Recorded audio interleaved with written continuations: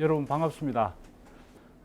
개괄적으로 그러니까 부산의 선사 문화의 흐름에 대해서 제가 여러분들한테 설명을 드릴게요. 그냥 막 편하게 들으시면 됩니다. 이 부분들은 굉장히 시간적으로 몇만 년에 걸치는 그런 부분들이고 또 한 번에 들어가지고 또 알 수가 있는 그런 부분들이 아닙니다. 그래서 그냥 우리 부산의 앞부분의 역사를 어떤 것들이 있는가 여러분들 일반적으로 잘 모릅니다. 또 우리가 저희들은 학술적으로 발굴하고 또 연구 논문을 쓰고 이렇게 하는데 이런 북구에서 이런 기회를 만들어 가지고 일반인들한테 인문학적인 교양을 갖다가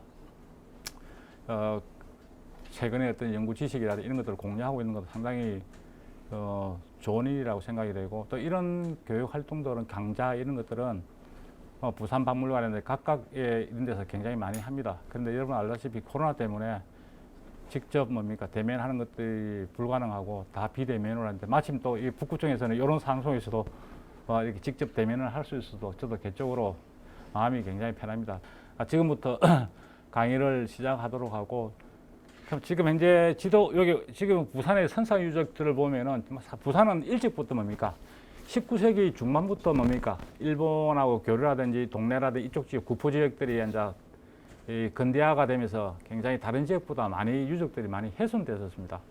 그래서 다른 지역 같은 데 굉장히 저희 부산 같은 거는 바다라든지 강이라든지 이렇게 서로가 끼고 있는 그런 자연적인 조건을 갖추고 있기 때문에 산과 바다, 강 이게 세 개가 그래 맞다. 아까 이야기 누가 안 끊는 것 같습니다. 말고 촬영하시는 분 괜찮습니까? 예, 괜찮습니다. 그래서 산과 바다와 강이 어우러지는 곳들이 보통 우리나라 산이 많으니까 산하고 강은 다 있는데 바다가 잘 없죠. 내륙 쪽에는. 그래서 강과 바다 산들이 또 부산에 또 산이 많지 않습니까? 이런 어떤 굉장히 좋은 자연 조건들을 갖추고 있는 곳이 바로 부산입니다. 그래 부산은 도시화되고 제2의 도시다 보니까 한때는 문화의 불모지다 여러 가지 그런 이야기들도 있었는데 의외로 부산 쪽은 선사 유적들이 많습니다. 그래서 그런 기존에 사라지가 있던 것까지 포함된다면 굉장히 많은 유적들이 분포되어 있다. 유적들이 많이 분포가 있다는 것은 결국은 부산 쪽에 사람들이 많이 거주했다는 것들을 우리가 알 수가 있습니다. 특히 이제 강가 옆에 이 구포 쪽, 북구 쪽이라든지 그 다음에 수영강하고 온천천이 있는 동네 쪽에 그래도 부산에서 가장 넓은 뜰을 갖고 있는 데가 동네 쪽입니다. 동네 온천장 쪽이 동네 그쪽 지역이고 나머지는 전 바닷가 쪽으로 대가 있는 상태입니다. 그래서 이 동네 쪽하고 이 북구 쪽에 유적들이 많이 있는데 북구는 아쉽게도 지금 현재 조사된 유적들이 거의 없다는 것이 조금 아쉬운 점들이 있습니다. 그 지도상에 지도상에 보시면은 여기 이 빨간 것들이 오늘 설명할 신석기 시대 유적들입니다. 그렇게 해안 쪽에 많이 분포되어 있죠. 어차피 이 사람들은 아직까지 농사를 안 짓고 있는 그런 단계이기 때문에 어느 시점 되면 농사를 짓기는 합니다만은 이 바닷가 쪽에 많이 사람들이 모여 있었고 그 다음에 청동기 시대 파란색이 청동기 시대인데 이게 이제 이쪽에 많이 있습니다. 근데 북구 쪽에는 하나밖에 없죠. 이게 건곡동 윤리폐총입니다. 그리고 이 강가 쪽에 원래 지금 우리나라에서는 다른 지역은 다 강가 쪽에 유적들이 많이 밀집해 가지고 분포하고 있습니다. 그런데 비해서 지금 현재 우리 낙동강 하류 쪽에는 사람이 살기 좋은 곳임에도 불구하고 유적들이 많이 없는 것들이 좀 아쉬운 부분들입니다. 구석기 유적은 가장 부산에서 오래된 구석기 유적들은 해운대라든지 노포동이라든지 이런 데서 지금 현재 발견되고 있습니다. 지금 현재 그러면 구석기 시대 유적들, 구석기 시대라면 좀 시간적으로 우리 인간의 시간의 개념으로서는 좀 이렇게 몇만 년, 몇십만 년 되면은 감이 안 옵니다. 저도 감이 안 옵니다. 그 10만 년, 20만 년 이런 세월들이 우리가 100년, 200년들은 우리 몇 대 올라가면 기획도 되고 족보도 있고 역사 기록도 있기 때문에 그 100년, 200년, 1000년, 2000년까지는 감이 잡힙니다. 신라가 1500년 전에 만들어지고 고조선이 2333년에 기록에 의하면 그렇게 됐다. 이런 것들은 그래도 감이 잡히는데 몇만 년, 좀 더 올라가면 몇십만 년, 더 올라가면 몇백만 년 이러면 인간의 어떤 시간적인 관념으로서는 좀 이해하기가 조금 힘듭니다. 그만큼 오랜 세월이라는 거죠. 그래서 부산에는 지금 현재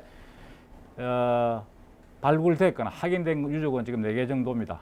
그래서 이 중에서 발굴된 것들은 해운대 여러분 신도시 아시죠? 지금 부산에서 가장 많은 핫한 곳이기도 한데 그게 신도시가 100만 평입니다. 그 옛날에는 군 부대가 있었던 곳이고 그 자동 유적 중동 쪽에서 제가 발굴을 했었습니다. 그 100만 평 지역에 유적이 있는 거 없는가를 갖다가 거의 전국에 처음이었어요. 그 정도 조사를 해야 된다. 그래가지고 찾은 것이 해운대 자동 중동 구석기 유적입니다. 그래가지고 그 전까지는 부산의 유적들이 동사람도 좀 설명을 하겠습니다. 보통 뭐 지금부터 5,000년 전 막 그 정도 연대인데 해운대 구석기 유적을 발굴하면서 부산의 역사가 15,000년까지 올라간다는 것들이 증명이 되었고 부산에는 오래 전부터 뭡니까 사람들이 거주했다는 것들을 알 수가 있었습니다. 그 해운대 바로 뒤에 청사포 유적이 있습니다. 횟집으로 유명한 청사포인데 그 바로 해운대인데 산만 하나 넘으면 바로 청사포입니다. 거기는 아직까지는 조사를 안 했는데 그것도 역시 부산박물관에서 조사를 석기를 조사했는데 석기가 신석기라든지 청동기 시대의 석기와 달리 만드는 기술이라든지 형식들이 달라가지고 구석기라는 것이 처음으로 이 청사포에 구석기 유적이 있다는 것들을 처음으로 밝혀졌습니다. 그리고 올해에 부산의 모 연구기관에서 학술 조사를 한다는 이야기를 들었습니다. 그러니까 몇십 년 만이죠. 그걸 하다 보면 이제 어떤 유물들이 나올는지는 알 수는 없습니다만 아마 해운대하고 거의 비슷한 시기에 유물들이 나오지 않을까 하는 생각이 들고 있고 하여튼 이 부산의 구석 유적이 발견된 것은 지금부터 한 30년 전이라는 거죠. 그러나 그 전까지는 부산에는 신석기 시대부터 사람들이 살았다라고 이제 생각들을 많이 했는데 이제 그런 생각들이 바뀌게 되었습니다. 그러면 구석기를 설명하기 전에 여러분 제가 이래 말하면 잘 모릅니다. 말은 구석기 그런데 제가 그 앞에 이 구석기가 뭔지, 구석기 문화가 뭔지, 구석기하고 우리 인간하고 어떤 건지를 제가 간단하게 설명을 좀 드리겠습니다. 제가 이걸로 준비를 해왔습니다. 이렇게 하면 여러분 잘 모르기 때문에 우리 흔히들 뭐 구석기라는 말들은 많이 씁니다. 뭐 구석기 오래됐다는 거고 뭐 돌을 깨뜨려 가지고 사람이 쓰고 했다는 거 그거 간단하게 설명을 좀 드리고 그 다음에 넘어가는 것들이 좀 이해하기가 편할 것 같아서 어디 준비를 했습니다. 이 구석기 문화라는 것은 쉽게 말하면은 그냥 수렵 채집 사회입니다. 사람들이 특정한 데 정착하는 것 따라 먹거리를 따라서 이동하기도 하고 하는데 이 실제적으로 우리 인간하고 직접적으로 연결되는 것들은 한 250만 년 정도 됩니다. 250만 년. 그러니까 인간이 처음부터 갑자기 인간이 100만 년, 200만 년부터 변함이 없이 그대로 인간이 있었던 게 아니고 결국 인간이 진화되어 와가지고 하는데 그 진화되는 단계에서 처음으로 우리 인간의 문화에 포함시킬 수 있는 것들이 한 250만 년 정도 됩니다. 왜냐하면 뭐 보고 하는가 하면은 그 남아있는 사람의 인골, 뼈와 그 다음에 그 사람들이 남겼던 석기를 가지고 그래서 석기를 돌을 깨뜨려서 도구를 만들어 쓴다는 것들은 결국은 지금의 사고와 원시적인 사고고 행동이긴 합니다만은 그런 걸 통해서 우리가 직접적으로 연관된다라고 그렇게 흔히들 많이 이야기합니다. 그래서 구석기 문화라는 것은 실석기 문화와 달리 수렵, 채집, 이동 생활을 하면서 자연 상태에서 자연과 더불어서 생활하던 그런 시대입니다. 그런데 인간이 이제 제가 다음에 설명을 합니다만은 제가 요 설명을 해드리겠습니다. 우리가 이제 우리 인간을 설명하기 전에 먼저 할 때 우주가 저는 뭐 그쪽에 전공이 아닙니다만은 지금부터 138억 년 전에 이 우주라는 게 만들어질 때요 하나의 점에서 이 점이 폭발해가지고 이 우주가 팽창해가 지금도 팽창한답니다. 엄청나게 빠른 속도로 이 우주가 저는 감이 안 잡히면 이해도 잘 안 되기도 하는데 이 천문학자들이 이야기로는 우주가 지금도 팽창해 나간답니다. 공간이 확장해 나간답니다. 그게 한 138억 년 전에 한 점에서 그게 흔히들 말하는 빅뱅이라는 대폭발이 일어나가지고 그때부터 우주가 확장되면서 별이 만들어진답니다. 먼지가 티끌들이 모여서 운소들이 모여가지고 별들이 만들어지는데 우리가 살고 있는 태양이라든지 금성, 수성, 토성, 우리 지구를 포함하는 이 태양을 중심으로 도는 별이 이 태양계에 형성되는 것들이 한 46억 년 정도 된답니다.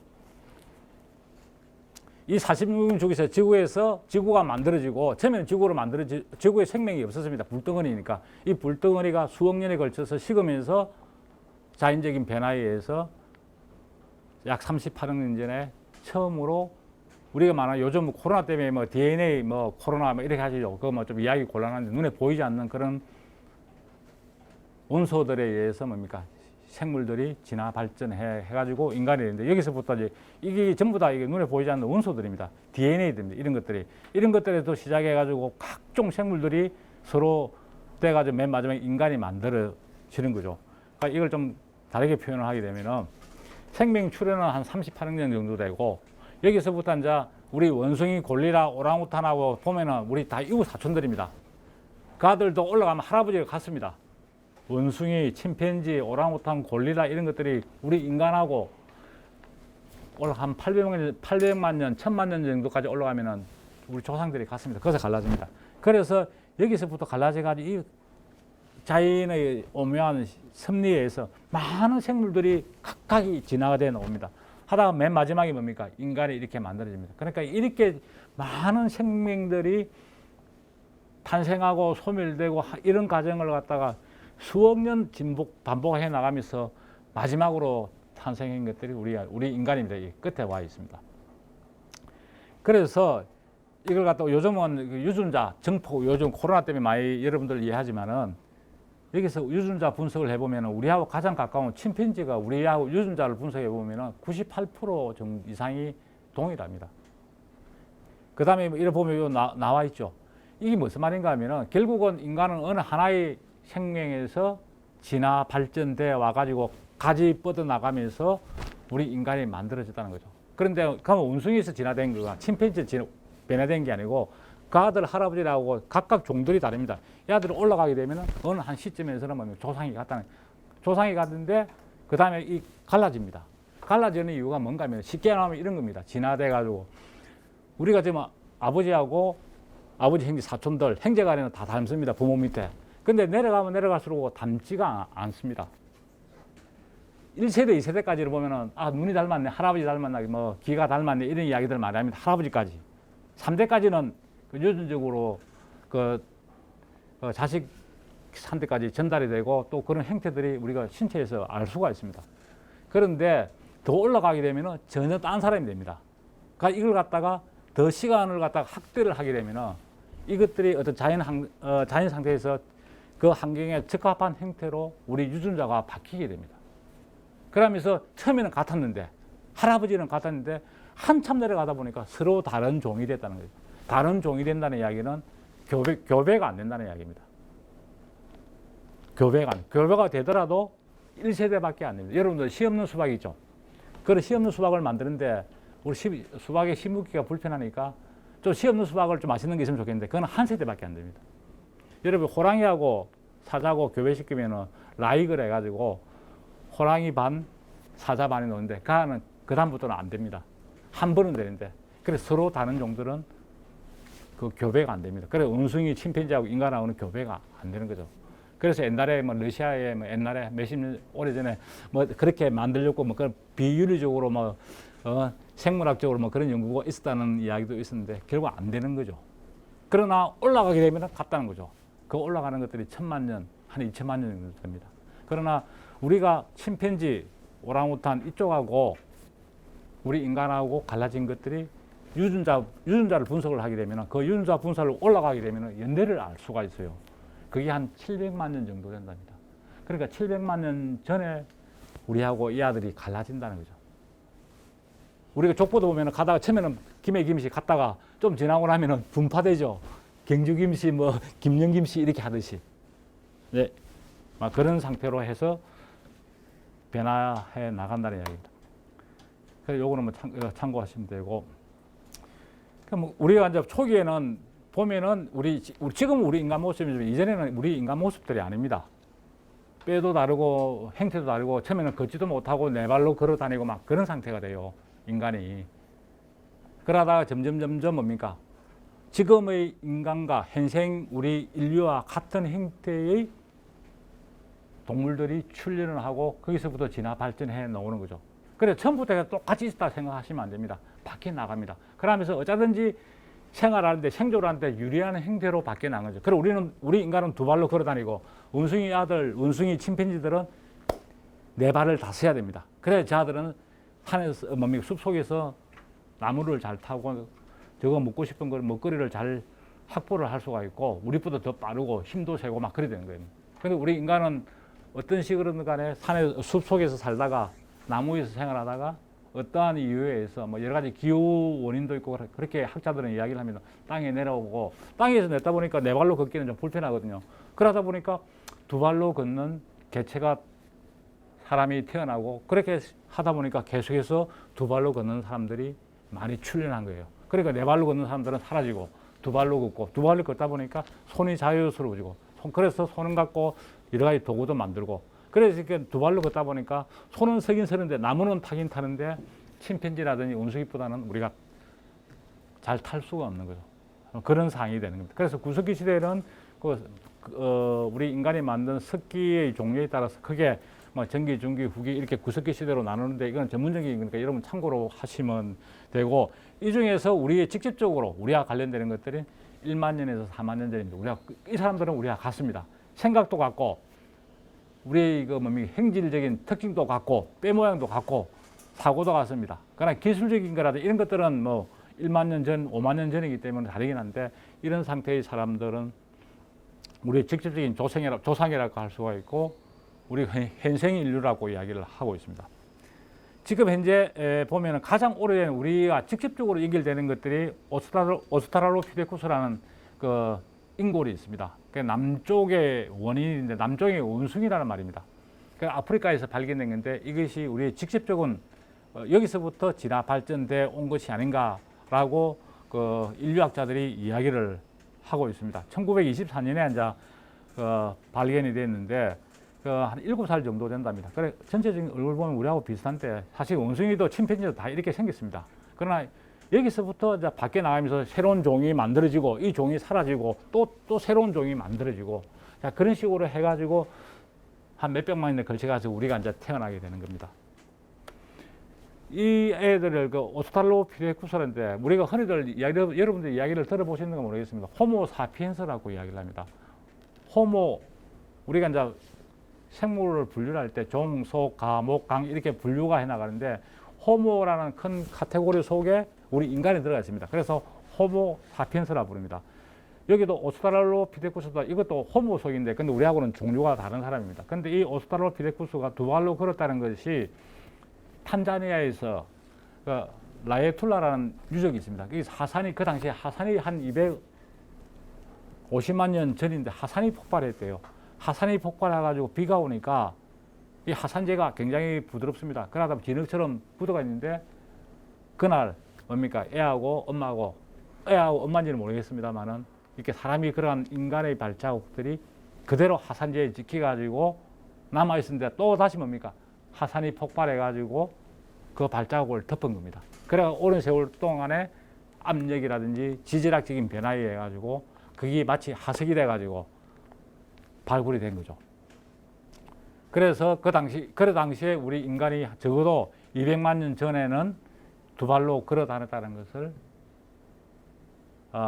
알 수가 있게 되었습니다. 이 사람 발견했다는 거 뭡니까?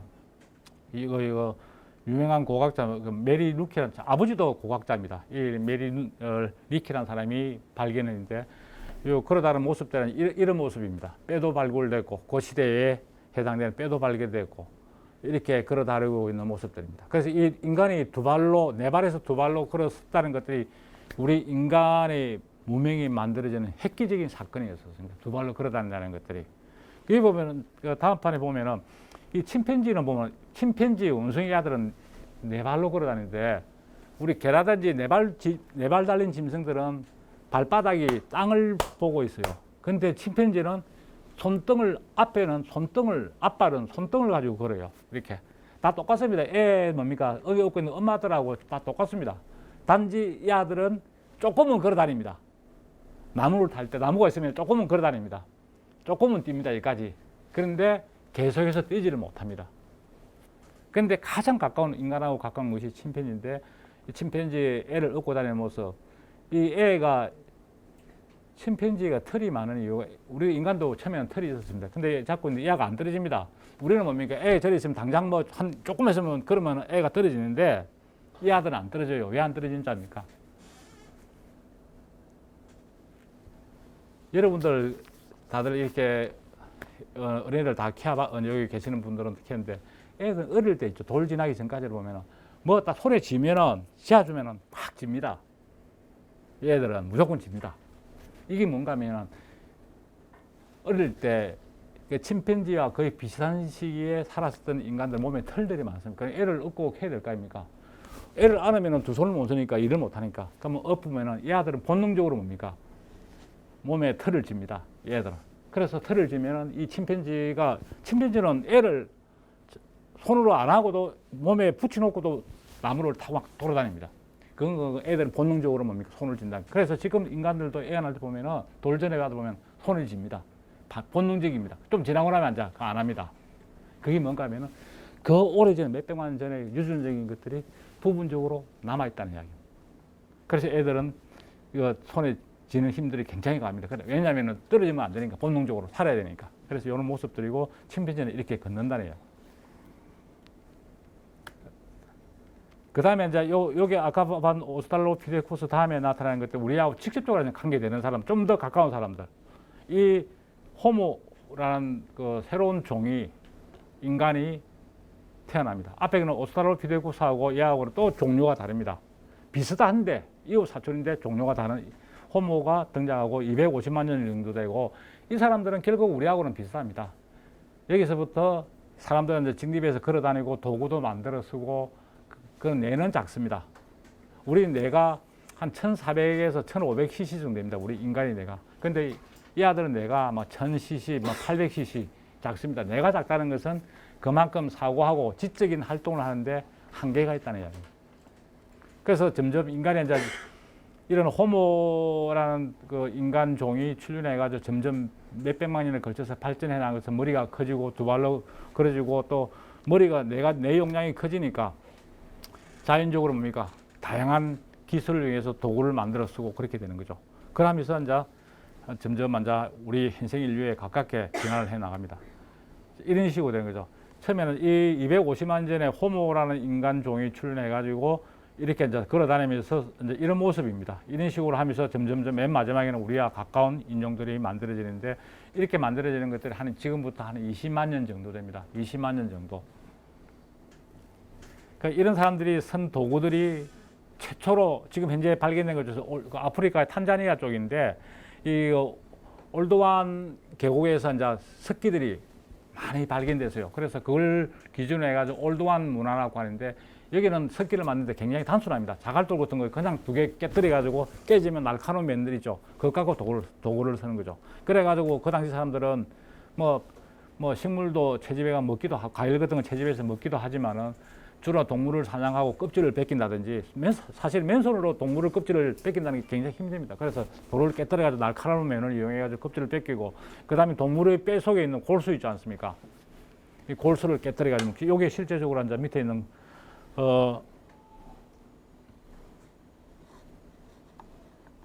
여기 깨뜨리는 흔적도 있는데 이 골수를 먹습니다. 이 골수 먹는 것들은 구석기뿐만 아니고 신석기 시대에도 골수를 먹습니다. 그러니까 사람들은 동물을 잡으면 털은 털대로 뼈는 뼈대로 이용하고 고기는 고기대로 먹고 또 뼈 속에 있는 뭡니까? 골수까지 먹죠. 여러분들 그것도 곰국이라는 거 있죠. 그 뼈 속에 있는 그 골수들이 그 영양분들이 굉장히 많죠. 기름기도 많고 그것들이 우러나가지고 그렇게 되는 거죠. 그걸 먹게 되는 거죠. 우리 인간들은. 근데 그 주로 우리 한국 사람들은 이제 하죠. 외국에서는 그런 것도 잘 먹지는 않는데 한국 사람들은 소를 잡으면 버리는 게 한 개도 다 먹죠. 그만큼 음식의 이용도가 굉장히 높습니다. 그러니까 선사시대의 사람들은 본능적으로 지금과 달라가지고 항상 먹거리가 풍족한 것도 아닙니다. 움직이지 않으면 먹거리를 확보할 수가 없습니다. 그래서 사냥을 한다. 뭐 나가면 멧돼지나 사슴이라든지 다 잡을 수 있습니다. 천만의 말씀. 사냥을 나가면 10번 나가면 한 번, 두 번밖에 사냥 성공 못 합니다. 그러고 식물 채집, 과일 같은 거, 땅 속에 있는 뿌리를, 나무 뿌리라든지 식물 뿌리를 채집하는 것도 그거는 쉽게 할 수는 있지만은 그것도 계절에 따라서 뭡니까? 확보하는데 양이 정해지가 있기도 하고 사실은 이 탄수화물이라든지 식물 같은 거 섬유질만 먹고 또 살 수도 없죠. 그래서 단백질을 공급을 해야 되는데 단백질을 확보할 수 있는 방법은 사냥인데 사냥 성공률이 10에서 20%밖에 안 된다는 거죠. 그만큼 뭡니까? 항상 인간은 굶주리 있다는 거죠. 그래서 뭐 동물도 마찬가지입니다만 새로운 먹거리가 생기면 항상 뭡니까? 무조건 먹어두는 겁니다. 그래서 우리 몸에 지방이 생기는 것들은 옛날에는 다 비상식량으로 저장을 하는 거죠. 근데 지금은 뭡니까? 너무 영양이 가행이 되다 보니까 이제 오히 비만이 증가하게 되는데, 이전에는 닭이 생존의 하나의 방법으로서 뭡니까? 먹거리가 생기면은 먹어드는 겁니다. 그래서 여러분들 생존 전략이 우리 인간뿐만 아니라 동물들도 각장 자기 나름대로 살아가기 위해서 생존을 하기 위해서 다양한 방법들을 강구를 하는 대표적인 것들, 여러분들 겨울잠 자는 거 동물들 있죠. 특히 이제 곰 같은 경우는 겨울잠을 잡니다.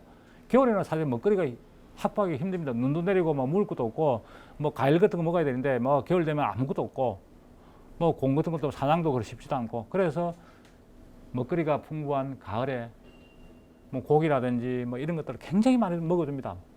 한 몇십 킬로 이상 살을 쪄가지고 한 두세 달 뭡니까? 동굴 속에서 자는 겁니다. 왜 자느냐? 그렇게 먹어놓고 자고 그 다음에 봄에 일어나가지고 살을 다 빠진 상태에서 다시 이제 활동을 해가지고 살아가는 겁니다. 그래서 곰은 그렇게 해서 진화가 되어 간 거고, 우리 인간은 그 대신에 그런 능력은 없지만, 겨울잠 능력은 없지만 머리가 있으니까 어떻든 이 먹거리에 대한 고통을 겪으면서 주변의 환경을 이용해 가지고 생존을 해왔다는 거죠. 이런 것들은 구석기 시대나 신석기 시대나 지금이나 별 다를 바가 없다는 이야기입니다. 자, 그 다음에 직접 이제 우리와 가장 가까운 사람이 지금부터 한 20만 년 정도 됩니다. 그러니까 네안데르탈인이라든지 호모사피엔스가 지금 현재 우리 인류입니다. 그런데 네안데르탈인이라는 사람은 우리하고는 같은 종인데 이웃 사촌인데 옛날에는 서로 다른 사람인 줄 알았어요. 그런데 요즘은 유전자 분석을 해보니까 이 둘이들이 네안데르탈인이라는 사람하고 호모사피엔스가 서로 뭡니까? 섞였다는 것들이 유전적으로 분석됩니다. 옛날에는 몇십 년 전에도 알 수가 없는 상황인데 요즘은 워낙 유전자 기술이 분석 기술이 발달하다 보니까 어떻게 하느냐? 지금부터 발굴된 뼈를 갖다 분석을 해보니까 네안데르탈인하고 호모사피엔스가 서로 이렇게 섞였다는 것들이 일부 밝혀졌습니다. 그래서 이게 네안데르탈인하고 호모사피엔스하고 여러분 잘 모를 건데 뭔가 하면 20만 년 전에 우리 현생 인류가 아프리카에서 출현을 하는데, 그 전에 100만 년에서 200만 년 전에 아프리카에서 인류가 태어나가지고 처음으로 뭡니까? 아프리카 대륙을 나가지고 유라시아 대륙이라든지 중국까지 옵니다. 그게 이제 직립원인이라고, 호모 에렉투스라는데 직립원인이라고 하는데, 그 아들이 한 100만 년, 200만 년 전에 아프리카에서 탈출해가지고 나옵니다. 그래서 살다가 아시아에서 사람이 삽니다. 그러니까 직접적인 우리 조상들은 아닌데, 그래서 살다가 아프리카에서는 워낙 다양한 인종들이 있는데, 그 중에서 한 50만 년 전에 하이델베르크라는 또 인종들이 유럽 쪽으로 넘어갑니다. 유럽 쪽으로 나갑니다. 유럽 쪽에 나가가지고 유럽 쪽에서 그 아들이 진화한 것들이 네안데르탈인이고, 그러고 하이델베르크인들이 아프리카에 있었던 사람 중에서 거기서 또 변화한 것들이 호모사피엔스라고 합니다. 그래서 우리 현생 인류가 아프리카에서 한 10만 년 전에서 아프리카로 나옵니다. 아프리카에 다시 뭐 이유는 모르겠습니다. 그래서 나옵니다. 그래서 나오는데 유럽이라든지 나가보니까 또 이상한 놈이 살고 있습니다. 그 사람이 누구냐면은 그 전에 나가지고 진화했던 사람인데, 그 사람이 바로 네안데르탈인입니다. 그러니까 유럽인들의 조상이라 할 수 있죠. 그래가지고 호모사피엔스가 한 10만 년 전에 나오게 되면서 유럽 쪽으로 가고, 그 다음에 우리 아시아 쪽으로 오게 됩니다. 그 남으면서, 그래가지고 기존에 있던 네안데르탈인을 갖다가 어떤 식으로 없앴는지 모르겠지만 네안데르탈인은 완전히 사라져버리고 이 호모사피엔스가 우리 지구의 주인이 됐던 겁니다. 그래가지고 이 호모사피엔스가 아프리카 나가가지고 퍼져나가면서 어지간하면 여러분들 호주까지 갑니다. 호주에 인간이 서민대 인간이 살기 시작했던 것들은 5만 년에서 4만 년 정도로 생각합니다. 그 하다 넘어가지고 호주 대륙은 굉장히 큽니다. 인도네시아 쪽하고 쭉 뭐 파푸아 뉴기니라든지 이쪽은 다 옛날에는 바닷물이 낮아져가지고 다 연결되어 있었습니다. 그런데 호주로 가려면은 적어도 한 40km는 바다를 건너야 돼요.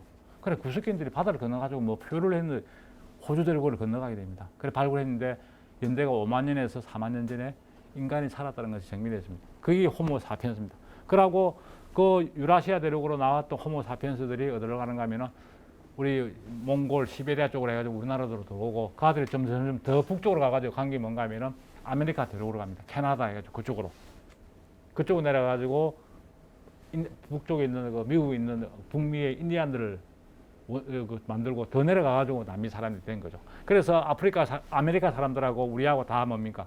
몽골리안들 해가지고 유전적으로 다 동일합니다. 그 애들도 아프리카 인디안들도 태어나면 엉덩이에 푸른 반점이 있습니다. 애들이. 그걸 몽골 반점이라고 그러는데 몽골 사람들도 마찬가지고 우리도 마찬가지고 그래 같은 조상을 가지고 있다는 것들을 알 수가 있습니다.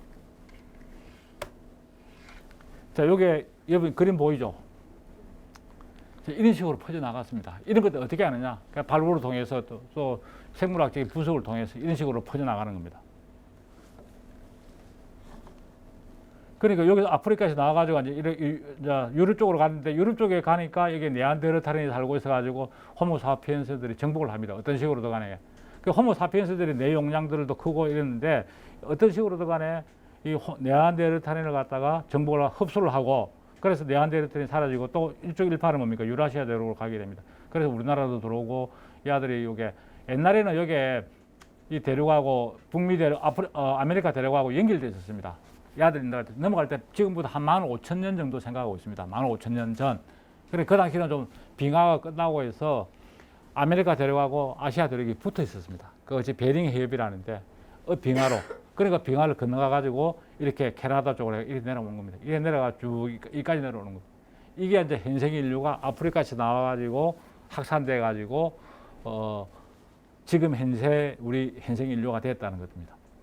그러면서 하면서 적어도 몇만 년 동안 각지에 살면서 거기서 맞게끔 우리 인간이 진화를 하게 되고 또 거기에 적합한 문화를 만들게 되면서 각각의 몇만 년 동안 분리되어 있다 보니까 각각의 고유한 문화를 갖다가 만들고 특징을 갖게 되는 겁니다. 그래 구석기 사람들은 여러분 이거 필입니다. 필이고 요거는 조개라든지 뼈를 갖가지고 뭐 장식물을 만들. 후기 구석기 시대 문화도 굉장히 많은데 대표적으로 이 구석기인들이 단순하게 옷 다니고 돌아다니고 뭐 사냥하고 이렇게 사는 사람들이 아닙니다. 사람이 죽으면 매장도 하게 되고 몸에 장식물도 만들어 쓰고 머리에 모자 같은 걸 만들어 쓰고 조개를 가공해서 팔찌도 만들어 쓰고 그렇습니다. 그래서 지금부터 15,000년, 몇만 년 전, 2, 3만 년 전의 사람들은 지금하고 우리하고는 별반 다르지 않다는 겁니다. 단지 문화의 다양성이 작다는 것뿐이지 기본적인 것들은 사고하는 거나 행동하는 것들은 다 똑같다는 거죠. 여기 여러분 그림들 한번 보십시오. 이 그림들이 굉장히 잘 그립니다. 이 정도의 동굴 속에서 이렇게 채색해가지고 그들이 원하던 사냥하는 그런 모습들을 그려놓은 거죠. 여기서 하나 재미난 건 여기 보면 여러분 이거 보이죠? 코뿔소죠, 그죠? 코뿔소 뿔이 여러 개 보이죠? 그죠? 이렇게. 이게 무슨 표시인가 하면은 여러분들 기억나실랑가 모르겠습니다만 그림을 그려가지고 여러 개의 그림을 가지고 동시에 빨리 움직이면 뭡니까? 마치 우리 동영상처럼 이렇게 보입니다. 그러니까 빨리 움직이는 모습들을 갖다 표현한 거랍니다. 그러니까 우리가 지금 영화 핸드폰으로 촬영하고 동영상을 촬영하는데 보기는 그림이 움직이는데 그걸 분석하면 한 개입니다. 각각 다릅니다. 적어도 한 20카트를 갖다 1초에 찍어가지고 그걸 갖다 빨리 움직이 보면 뭡니까? 돌리면 뭡니까? 마치 움직임처럼 보입니다. 그러나 그 시간을 갖다 더 짧게 자르면 각각 정지되는 화면입니다. 정지되는 화면을 갖다 자 보니까 우리 인간은 1초 내에 20카트는 인식을 못 합니다. 그래서 사진 카트 수가 작으면은 보면은 그림이 옛날 어릴 때 만약에 보면은 움직이는 게 의수로 부자연스럽습니다. 턱 움직입니다. 그걸 왜 그런가 하면은 그림을 그릴 때 한 20카트를 그려야 되는데 10카트만 그린 겁니다. 그러니까 10카트를 움직이니까 움직이는 것이 좀 부자연스럽게 보인다는 거죠. 그래서 화면이 좋은 것들은 뭡니까? 30카트, 40카트로 찍으면 뭡니까? 아주 스무스하게 움직입니다. 그러니까 그 표현한 거랍니다. 그러니까 제가 왜 이런 이야기를 하면 구석기 사람들도 그렇게 원시적이지는 않다는 거죠. 나름대로 예술, 사고, 뭐 여러 가지 다양한 도구도 만들어 쓰고 사람이 죽으면은 죽음에 대한 두려움, 애도 이런 표현도 다 할 줄 알았다는 이야기. 이거 구석기 시대 사람들의 모습들입니다. 이게 조각입니다. 조각했던 것들이고 아마 풍요와 다산을 갖다가 기원하기 위해서 여성상을 갖다가 많이 만듭니다. 대표적인 건데 실제적으로 이 엉덩이가 크고 이런 것들이 실제 아프리카 사람들이 모습을 찍어놓은 거 보니까 이게 똑같아요. 모습들이. 선생님 왼쪽에 거는 재료가 흙 아닙니까? 예, 흙 맞습니다. 그리고 흙을 이용해 가지고 우리 톡이 만들듯이 그러니까 제가 이런 것들은 제가 시간 없이 이야기했는데 가장 인간이 화학적인 변화를 이용해서 만든 것들이 이런 겁니다. 이게 더 발전한 게 뭡니까? 그 다음에 토기가 만들어지는 겁니다. 이거는 돌로서 만들기도 상아로 만들, 동물뼈로 만들기 여러 가지 재료를 씁니다. 흙을 막 굽거나 돌을 가공하거나 뼈를 가공해서 그들이 필요한 그 조각상을 만드는데 이 조각 다 단순하게 취미로 만드는 것들이 아니고 아마 주술적인 의례적인 어떤 목적에 의해서 만드는 것으로 추정이 됩니다. 그러니까 우리나라 걸 잠깐 설명하면 구석기 시대에는 이게 청원에 두루봉 동굴 유적이 있습니다. 한 20만 년 정도 되는데 여기서 보면은 하이에나, 코끼리, 그 다음에 원숭이까지 나옵니다. 그러니까 지금은 없죠. 그 하이에나라든지 코끼리라든지 원숭이 같은 거는 뭡니까? 여러분 알다시피 열대지방, 아열대, 동남아시아라든지 적어도 동남아시아의 기후가 우리나라에서는 한 10만 년에서 20만 년 전에는 있었다는 이야기입니다. 그러다가 지구의 어떤 환경 변화, 기후 변화로 해가지고 뭡니까? 지금처럼 사계절이 되고 추운 기후도 되고 범가가 되긴 하는데 한때는 뭡니까? 우리나라도 동남아시아 같은 그런 기후를 가지고 있는 시절이 있었다 하는 것. 그런 것들을 증명해 주는 것들이 예, 청원 두루봉 동굴 유적입니다. 근데 왜 이런 건 남아 있느냐? 20만 년 전에 여러분도 알지만 충청북도라든지 강원도에는 동굴들이 많습니다. 전부 다 석회암이 많이 납니다. 이 아들이 전부 다 석회 성분입니다. 그래서 동굴 속에서 그대로 동물들을 잡아먹고 그 동물들에 살았던 뼈들이 뭡니까? 동굴 속에 있는 석회 성분에 의해서 뭡니까? 뼈가 썩지 않고 그대로 남아있던 겁니다. 그래서 10만 년, 20만 년 돼도 남아있고 아프리카에서도 남아있는 이유들 다 그런 이유들입니다. 그래서 그런 걸 가지고 연구를 하게 되죠. 그러니까 그대로 다 남아있으니까 현생의 하이에나 뼈라든지 원숭이 뼈를 비교해 보면은 이 동물이 무슨 뼈라는 것도 우리가 쉽게 알 수가 있는 거예요. 여기는 이제 구석기 시대에 쓰던 각종 다양한 도구들입니다. 지금 현재 우리나라 구석기 유적들이 분포도입니다. 여기 지도가 나와 있는데 굉장히 많습니다. 지금은 더 많이 있습니다. 그러니까 이 구석기 시대에도 우리 한반도에 굉장히 많은 사람들이 살았다는 거죠. 옆에 보이는 것들은 다양한 동물의 뼈를 이용해서 골각기도 만들어 쓰고 돌을 깨뜨려서 날카롭게 날을 만들어 쓰는 조각칼처럼 생긴 것도 있고 또 일정한 간격으로 뭡니까? 돌을 깨냅니다. 그러니까 지금부터 한 2만 년 정도 되면은 이 돌을 갖다 깨뜨려서는데 이런 돌을 한 번에 쓰는 게 아니고 우리 연필 깎듯이 뭡니까? 돌을 깎아냅니다. 떼냅니다. 그래가지고 아주 날카로운 면도칼처럼 날을 만들어내 가지고 다양한 도구로서 이용을 하게 되는 겁니다. 자, 그 다음에 청사포 유적입니다. 지금은 좀 오래만 발굴을 한다는데 앞으로 뭐 기대가 됩니다만은 청사포가 위치가 여기입니다. 여기 있고 철로가 지나갑니다. 지금은 철로가 없습니다. 그래서 뭐 해운대 사람들이 이제 좀 기장까지 해가지고 뭐 그 산책하는 코스도 하고 뭐 이렇게 작업을 하고 있다고 합니다. 뭐 여기 다니면 기차 타림길은 원래 동해 남부선들이 지난 자리가 굉장히 경치가 좋지 않습니까? 그래서 하고 바로 옆에 앞에는 바다입니다. 그래서 이 구릉에 이쪽에 구석기가 채집이 됐습니다. 그래서 제가 30년 전에 조사를 했던데 여기 채집된 구석기입니다.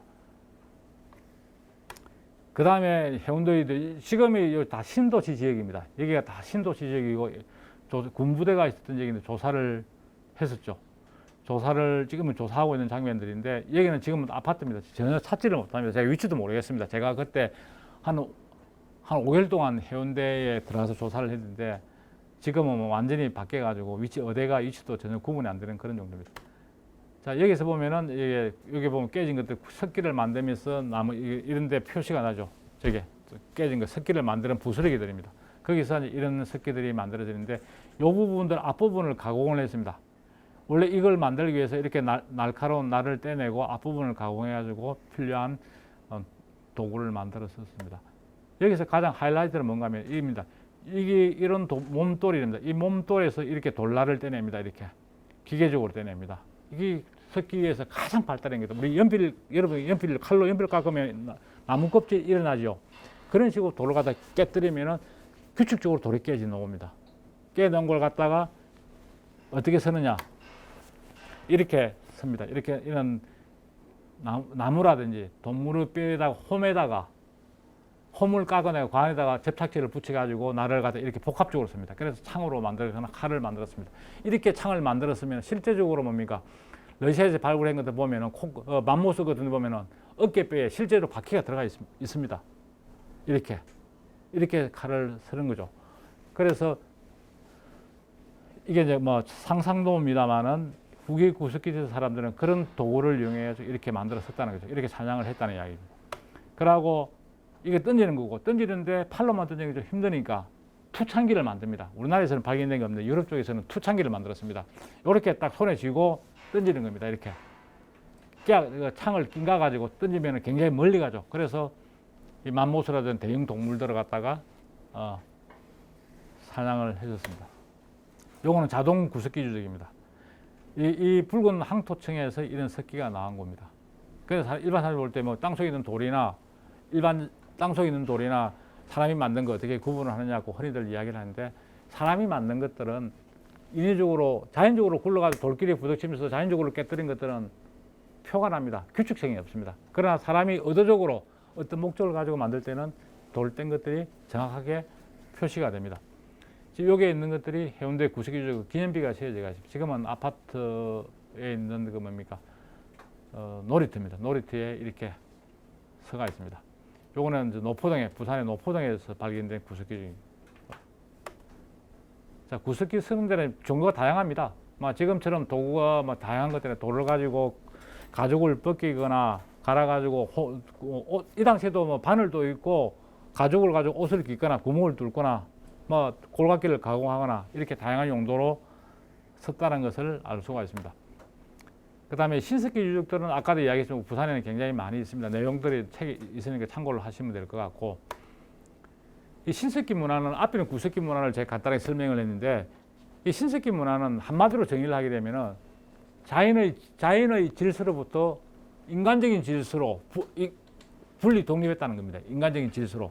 옛날에는 자연에 우리 몸을 갖다 맡기면서 살아갔다는 겁니다. 그러니까 자기의 의지는 크게 중요하지 않고 자연스럽게 살아갔는데, 신석기 시대가 되면은 인간은 자연을 이용을 한다는 거죠. 이용을 하고 자연의 질서로부터 분리해가지고 인간적인 질서를 구축하겠다는 거죠. 그래 자연을 이용, 가공하면서 자급자족 경제를 갖다가 이루겠다는 거예요. 옛날에는 말 떠돌이 생활하면서 생활했다면은 신석기 시대는 한마디로 정착하면서 마을도 만들고 다양한 도구도 만들고 또 다른 지역과 교류를 하면서 살아갔다는 거죠. 그래서 가장 중요한 것들은, 그래서 이 신석기 시대는 지역에 따라 다릅니다만 대체로 구석기 시대가 끝나고 1만 5천 년부터 시작해서 한 1만 년 정도 되면은 전 세계적으로 신석기 문화가 시작되는데, 유럽 쪽의 사람들은 농경이라든지 자연 상대에 있는 동식물들을 갖다가 가축화하고 작물화는 해야만이 신석기 시대라고 이야기를 하는데, 우리나라 같이 포함한 일본이라든지 중국, 러시아 쪽에서는 토기가 출현한 시기부터 신석기 시대라고 하고 있습니다. 그러니까 유럽 아들 한때는 이제 유럽 사람들이 이제 그런 식으로 이야기를 했는데, 조금 다릅니다만은 연대적으로 차이가 있기는 합니다만은, 하여튼 우리 동아시아 쪽에서는 토기가 출현하고 사용하는 시기부터 신석기 시대라고, 유럽 쪽에서는 밀이라든지 보리 같은 것들이 재배했던 게 사실은 서남아시아 쪽이거든요. 그래서 지금부터 한 1000년 전에 이제 농경이 시작됐고, 농경이 시작되는 시기부터 신석기 시대라고 하는데, 조금 차이는 있습니다만 어떤 걸 기준으로 신석기 시대를 보느냐에 따라서는 좀 연구자마다 좀 다릅니다만, 우리는 동아시아 쪽은 그렇습니다. 그리고 토기라는 것은 이동 생활하면 토기를 가질 수가 없어요. 떠돌이 생활하면은 만드는 것도 번거롭고, 토기 만드는 것이 금방 밥 먹듯이 만들어지는 것도 아니고, 흙도 구해야 되고 또 적당히 또 말려야 되고, 그래서 토기가 만들었다는 것은 굉장한 이 역사상에 중요한 의미를 지니고 있습니다. 음식물, 옛날에는 못 먹던 것들을 갖다 토기를 이용해서, 불을 이용해서 가열을 하게 되면 먹을 수가 있습니다. 독을 제거할 수도 있고, 그러니까 못 먹던 음식들 조금 위생이 안 좋은 이런 것들도 끓여 먹으면서 먹을 수 있는 거, 먹거리가 다양해야 되고, 다양한 먹거리가 확보된다는 것은 영양이 충분히 공급이 된다는 이야기죠. 그러면 건강하게 되고 오래 살게 되고, 또 토기를 만들었으면서 사람들이 모여 있으면서 정주 생활을 하게 됩니다. 한 곳에 머물게 되고, 한 곳에 머무는 규모가 커지게 되면서 집락이 만들어지고 마을이 칠락이 만들어지고, 이렇게 하면서 문화가 이제 점점 발달을 해나. 그래 토기라는 것은 단순하게 점토를 그릇을 만들어 불에 굽어가지고 섰다, 물을 담는다 이런 단순한 의미 말고, 토기가 가지고 있는 역사적 의미가 굉장히 많습니다. 그래서 이거 말고도 신석기 시대를 나타내는 것들이 돌을 갈아 쓴다. 구석기 시대는 주로 돌을 깨뜨려 쓰는데, 신석기 시대는 돌을 갈아가지고 다양한 도구를 만들어 쓰고 정착 생활을 하게 되고, 정착 생활을 하게 되면 그거 칠학이 만들어지게 돼요. 칠학이 만들어지면 경제적으로 그 칠학을 중심으로 해서 그 주변에 있는 자연 환경들을 이용해서 어떤 식으로 다양한 생업을 활동을 하게 되는 거죠. 그래서 이 신석기 시대는 이전과 다른 새로운 문화가 만들어지고 그래서 이거는 자연의 질서로부터 인간적인 질서로 구축했다는 것으로 한마디로 정의를 할 수가 있습니다. 그러니까 하여튼 구석기 시대하고 신석기 시대의 차이는 뭐 농경 그러니까 자연 상태에 있는 야생 식물이라든지 동식물들을 갖다가 가축화하고 작물화합니다. 그래서 우리가 먹는 것들은 뭡니까? 옛날에는 다 채취배가 먹었는데 또 채취배 먹고 또 그 다음에 가보는 게 또 자라더라는 거죠. 그래 인간이 경험적으로 그런 상황들을 아는 겁니다. 그래서 그걸 갖다가 식물들을 갖다가 이용을 하게 되죠. 그걸 갖다가 뭡니까? 작물화하는 거죠. 농경이 시작되는 겁니다. 그 자연 상태에는 보리라든지 밀이라든지 뭐 벼라든지 이런 것들을 이제 인간들이 먹거리로 이용을 하게 됩니다. 그 먹거리로 이용하는 것이 신석기 시대부터입니다. 근데 이것들은 이런 야생 식물을 인위적으로 재배하고 관리하는 이런 것들은 지역에 따라서 차이가 조금 있습니다. 그래서 농경이 좀 빨리 시작된 곳도 있고 강가 쪽에 농경이 늦게 시작된 것들도 있고 아예 농경을 안 하고 수렵 채지만 하는 지역도 있고 그래서 각각 뭡니까? 우리가 신석기 시대가 1만 5천 년, 1만 년 전부터 시작된다고 흔히들 이야기하는데 그 시기에 전 지구적으로 인간들이 살고 있던 사람들이 다 농경을 하고 동물들을 가축하고 하는 것은 아닙니다. 우리나라 같은 경우는 최근에 동산동 좀 설명하던 노는데 조기장이 지금부터 5,300년 정도 되는 조기장이 나왔어요. 불에 탄 집에서. 그래서 이전에는 농경이 신석기 시대 마지막 단계 청동기 시대로 넘어가면 농경이 시작되는데 그 시기에 만들어지는 거라고 생각을 했는데 동산동 표정에서 조기장이 나왔다는 거예요. 그 이야기는 무슨 말인가 하면은 우리 한반도 제일 끝에 있는 부산에 있는 동삼동에서 영도에 있는 동삼동 표정에서 조기장이 나왔다는 거예요. 조기장은 우리나라에 없습니다. 원래 지역은 원산지는 만주 쪽입니다.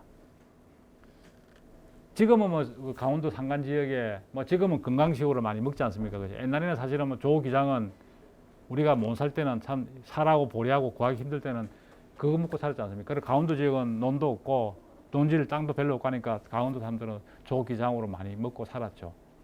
그래 초기에는 우리나라는 조기장이 먼저 작물화됐고 그 자체적으로 조기장이 없으니까 북쪽에서 들어오게 됩니다. 그 하다 보니까 뭐 좁쌀 뭐 기장 작지만은 그래도 뭐 없을 때 수렵 채취할 때 배고플 때 먹기는 괜찮거든요. 또 재배할 때는 특별한 기술이 필요 없습니다.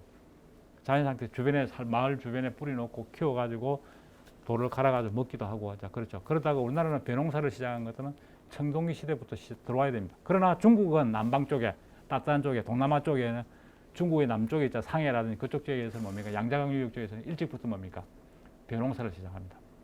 또 벼가 그쪽에서 원산지가 그거거든요. 그래가지고 거기서 점점 뭡니까 전파돼 와가지고 우리 한반도까지 들어오는 건데 그 시기가 청동기 시대입니다. 그건 제가 설명을 드릴게요. 그럼 신석기 시대를 구분하는데 지금 우리나라 지금은 대체로 한 1만 년 전에는 우리나라 신석기 시대가 시작된 것으로 생각이 되는데 지금까지 가장 오래된 발견된 토기, 그 토기가 신석기 시대를 나타내는 하나의 중요한 지표라고 제가 이야기를 했습니다. 그런데 우리나라 빼고 일본, 중국, 동북지역 만주 쪽, 그다음에 연해주, 두만강 쪽에는 뭐 1만 5천 년부터 1만 년 전까지의 토기들이 나옵니다. 그런데 우리나라에서는 제주도에서 발견된 고산림 유적에서 발견된 토기가 있습니다. 그 토기 연대가 측정을 해보니까 BC 기원전 7,500년 전, 그러니까 지금부터 9,500년 전이라는 거죠. 그러니까 다른 우리나라 빼고 우리 한반도 빼고 주변 지역보다 연대가 몇천 년 차이가 납니다. 결국은 그 이야기는 그 당시에 우리 한반도에는 사람들이 안 살았느냐, 안 살은 게 아니고 아직까지 뭡니까 유적이 발견 안 됐다는 거죠. 그래서 앞으로 조만간 새로운 유적들이 많이 발굴을 하고 있으면은 더 올라가는 신석기 시대에 더 연대가 더 올라가는 유적들이 발견될 가능성이 많습니다. 그래서 신석기 시대를 크게 한 6개 단계로 이렇게 구분을 하고 있습니다. 이런 것들은 그 연대를 어떻게 구분하는가 하면 토기를 기준으로 해서 우리가 연대를 구분합니다. 이 문화랑 우리가 50년대 해방전의 문화 다르고 6.25 전후한 문화 다르고 60, 70년대 문화 다르고 또 후반대 다르고 또 2000년대 들어왔을 문화가 다르지 않습니까? 그런 것들은 여러 가지 문화적인 내용들을 복합적인 거 보고 우리가 구분을 하는데 선사시대는 어떻게 구분하는가 하면 이 토기는 여러분 알고 일상생활 용기입니다. 이 용기는 흙으로 만듭니다. 흙으로 만들어서 불에 굽어서 만드는데 일상생활 용기는 잘 깨집니다. 요즘은 워낙 뭐 예를 들면 사기 그릇이라든지 뭐 인공적인 그릇들이 해가 잘 깨지지는 않습니다만 토기 같은 건 잘 깨집니다. 그래서 흔히들 우스갯소리로 뭐 그러다고 여자들을 바깥으로 돌리면 안 된다는 우리 옛날에 좀 이래 속담들, 속담 아닌 속담들이 있는데 그만큼 토기는 잘 깨진다. 잘 깨진다는 것은 자주 만들어야 된다는 얘기죠. 자주 만들어야 된다는 이야기는 만들다 보면 뭡니까? 그 필요에 따라서 그릇의 용기들이 막 달라집니다. 이 달라지는 것은 식생활 변화도 있고, 그 다음에 그 당시 사람들의 문화적인 내용이 바뀌면은 그릇 모양이라든지 그릇에 새기는 그 문양들이 달라집니다. 예를 들면 이렇습니다. 여러분 어릴 때 쓰는 그릇들은 밥 먹을 때 그릇들이 큽니다. 여기 어르신 계시는데 그 당시 뭐 먹을 때는 밥 먹을 때 밥그릇도 큽니다. 요즘 뭡니까? 너무 영양 가행이라다 보니까 공깃그릇에다가 밥을 먹습니다. 그러니까 문화적 내용에 따라서 그냥 옛날에 우리가 못 살 때 50년대, 60년대 농촌에 보면은 그릇들이 굉장히 큽니다. 먹을 게 그거밖에 없습니다. 그러니까 밥그릇이 크죠.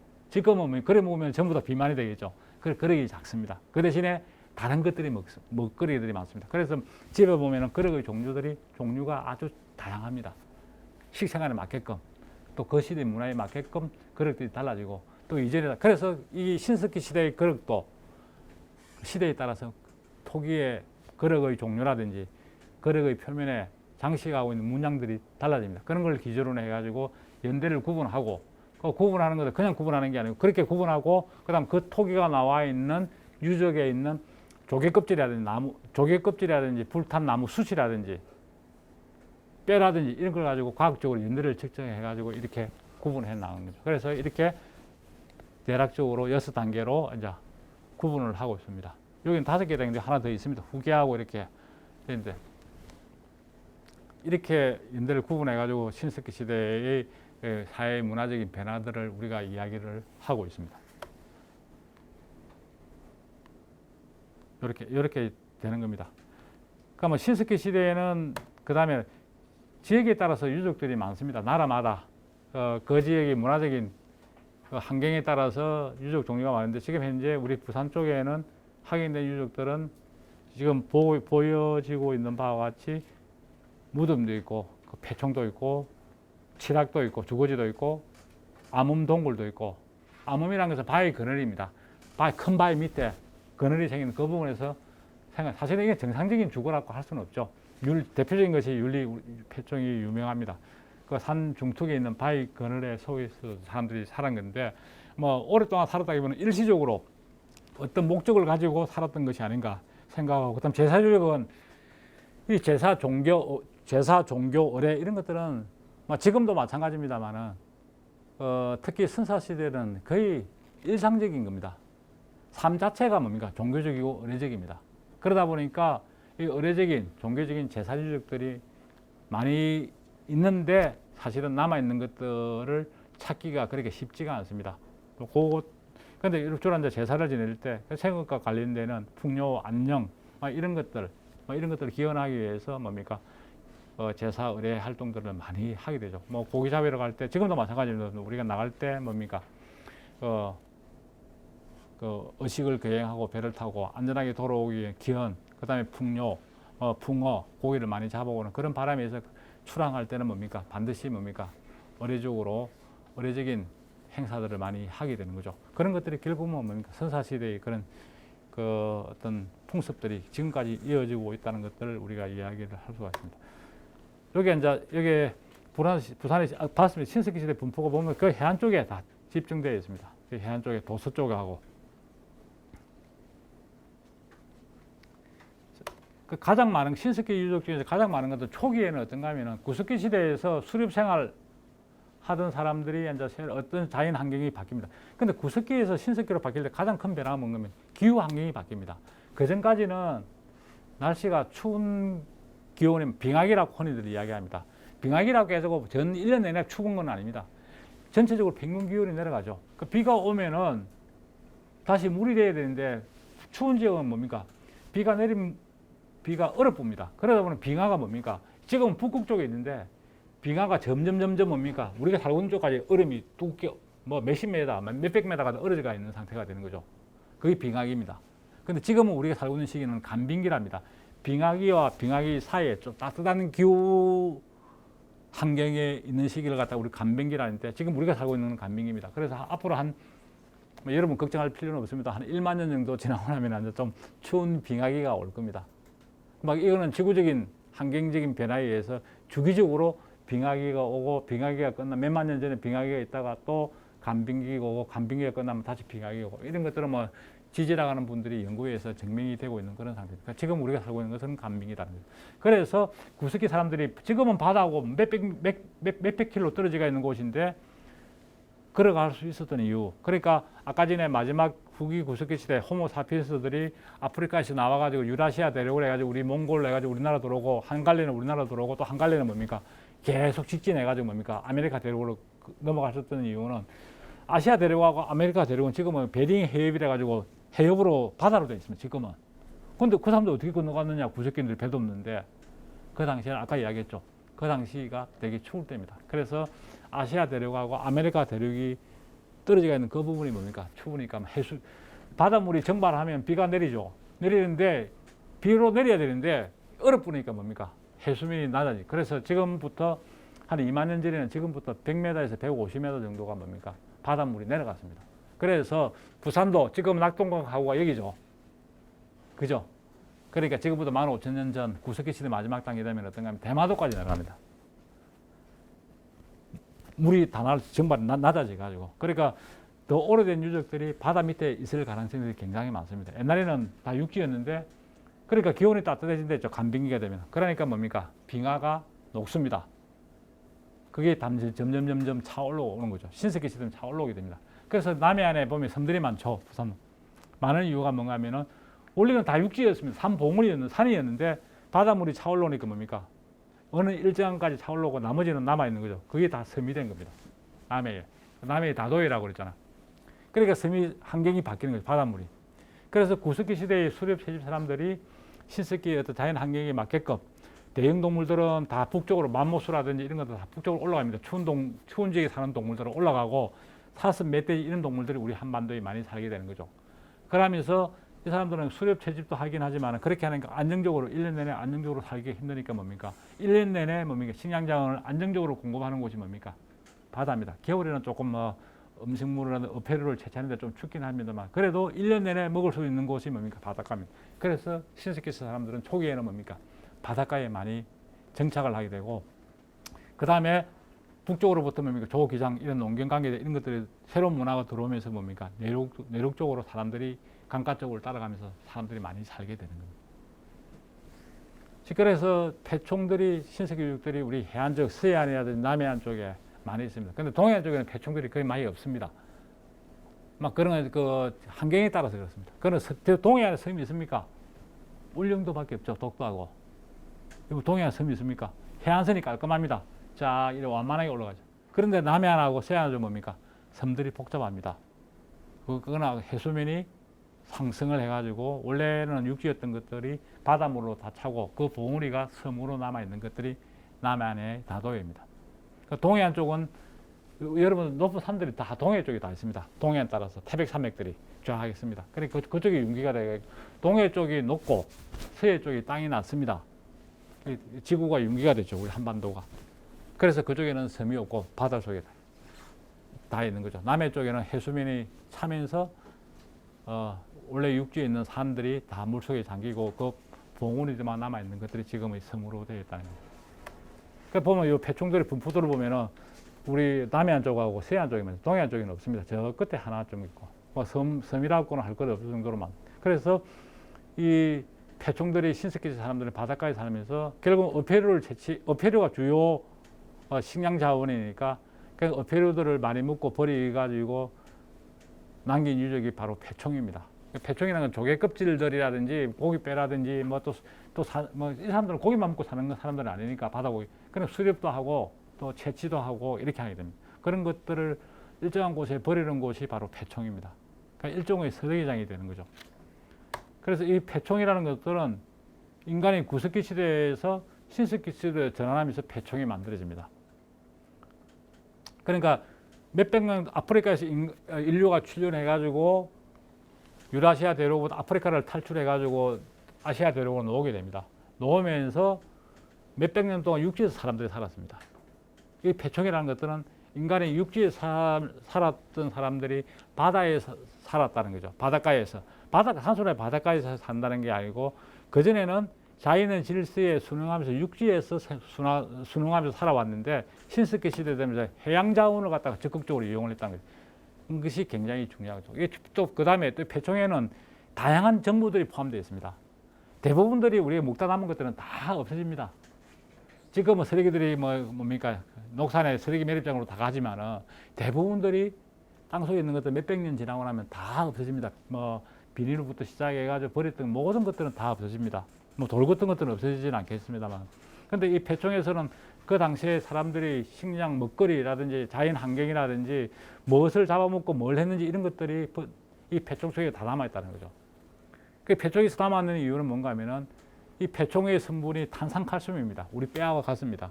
그래서 고기 뼈 같은 거 있지 않습니까? 정어리 뼈 같은 거 이런 것들 다 있습니다. 돔 같은 거, 돔 이빨도 다 나옵니다. 폐총에서. 다 나오는 이유가 뭔가 하면은 그 이빨 성분하고 조개 성분을 같다는 거죠. 그러니까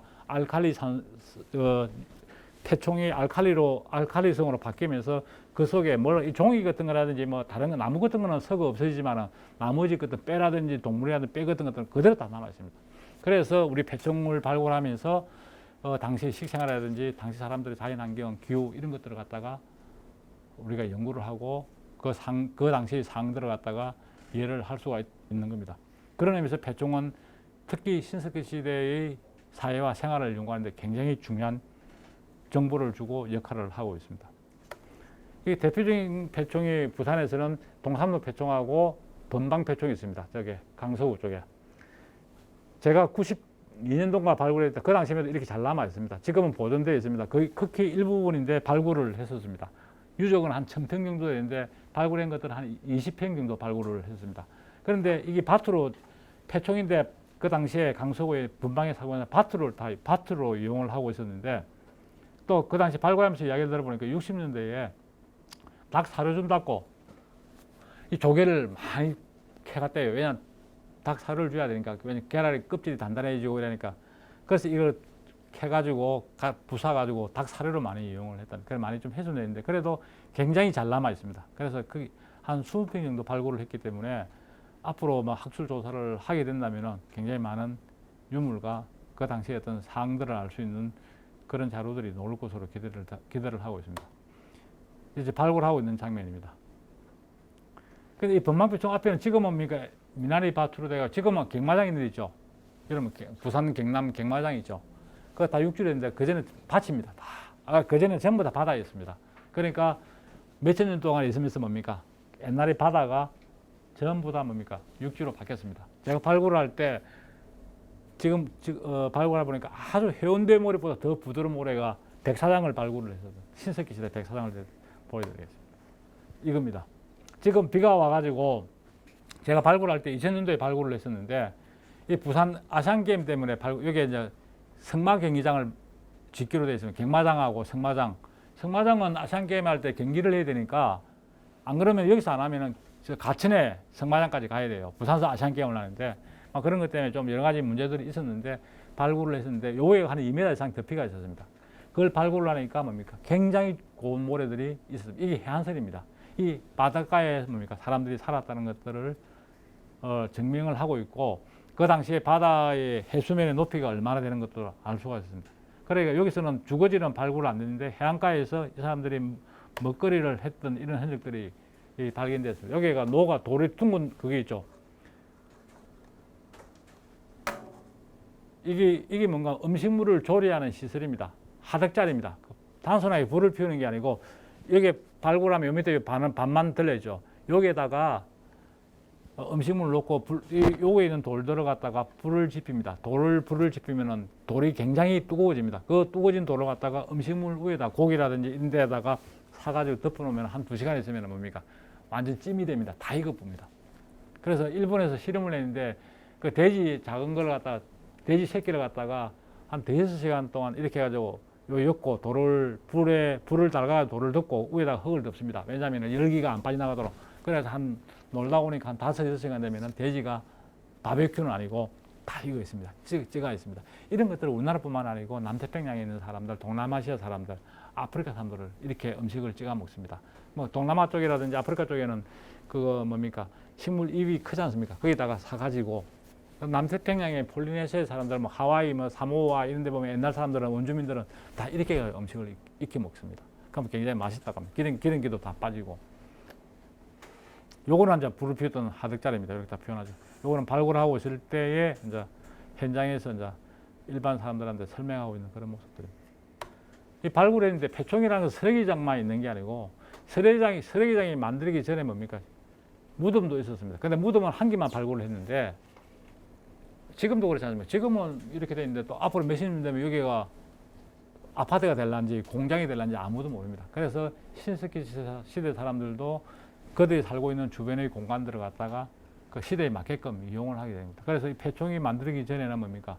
번방에 살고 있던 신석기인들이 패총이 있던 지역에 무덤으로 만들었었다는 거죠. 근데 여기 무덤인데 바로 재밌는 게 여기 목에서 뭔가 하면 요 사슴뼈로 만든 뒷꽂이하고 옥이 나왔습니다. 이 옥이라는 것은 아무나 가질 수 있는 것들은 아니거든요.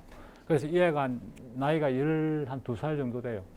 그래서 얘도 그 집단 내에서는 특별한 어떤 신분, 사람의 어떤 자녀가 아닌가 그렇게 추정을 하고 있습니다. 여기 본방에서 발굴되었던 각종 유물들입니다. 토기펜들하고 이런 각종 석기들이, 뭐 갈돌, 갈판들 이런 것들이 도끼라든지 이런 것들이 출토가 되어 있고, 아까 전에 이야기했지만 석기 이야기를 했죠. 아까 전에 잠깐 쉬는 시간에 이 석기들이 보면 빨간 색깔 있고 있죠. 이거는 펜맘 계통의 돌들입니다. 이런 돌도끼들은 우리 부산 쪽에 안 놉니다. 그래서 이 돌들은 이 돌이 생산되는 지역 쪽에서부터 교육을 통해서 우리 부산 쪽으로 돌아간 겁니다. 이런 것들이 굉장히 많습니다. 섬에도 마찬가지로 섬에도 이런 돌들이 없는데 이런 돌도끼들이 몇 개씩 나옵니다. 그리고 뭐 다른 지역으로부터 뭡니까 이걸 갖다가 수입을 했거나 안 그러면 원석들을 갖고 와가지고 직접 갈아가지고 했거나. 그런데 아무래도 뭐 원석들이 많이 나와서 돌을 잘 만들겠죠. 아마 원산지 사람들이. 그래서 이런 것들은 교육을 통해서 자기 지역에서 나지 않는 돌을 이용해 가지고 생활에 필요한 도구를 만들었다는 거죠. 위에 거는 돌도끼가 되겠고 밑에는 이거 낚싯바늘입니다. 낚싯바늘 좀 놓은데 다 설명을 드리겠습니다. 그 다음에 여기 지금은 그게 남아있지 않습니다. 영선동 패총입니다. 이 영선동 패총은 이 보물로 지정된 건데 일제 때 조사된 것들입니다. 여기 보면 지금은 주전자처럼 구멍이 뚫려가 있습니다. 요 일반적인 토기가 지금부터 한 60년 전에 만들어진 토기들입니다.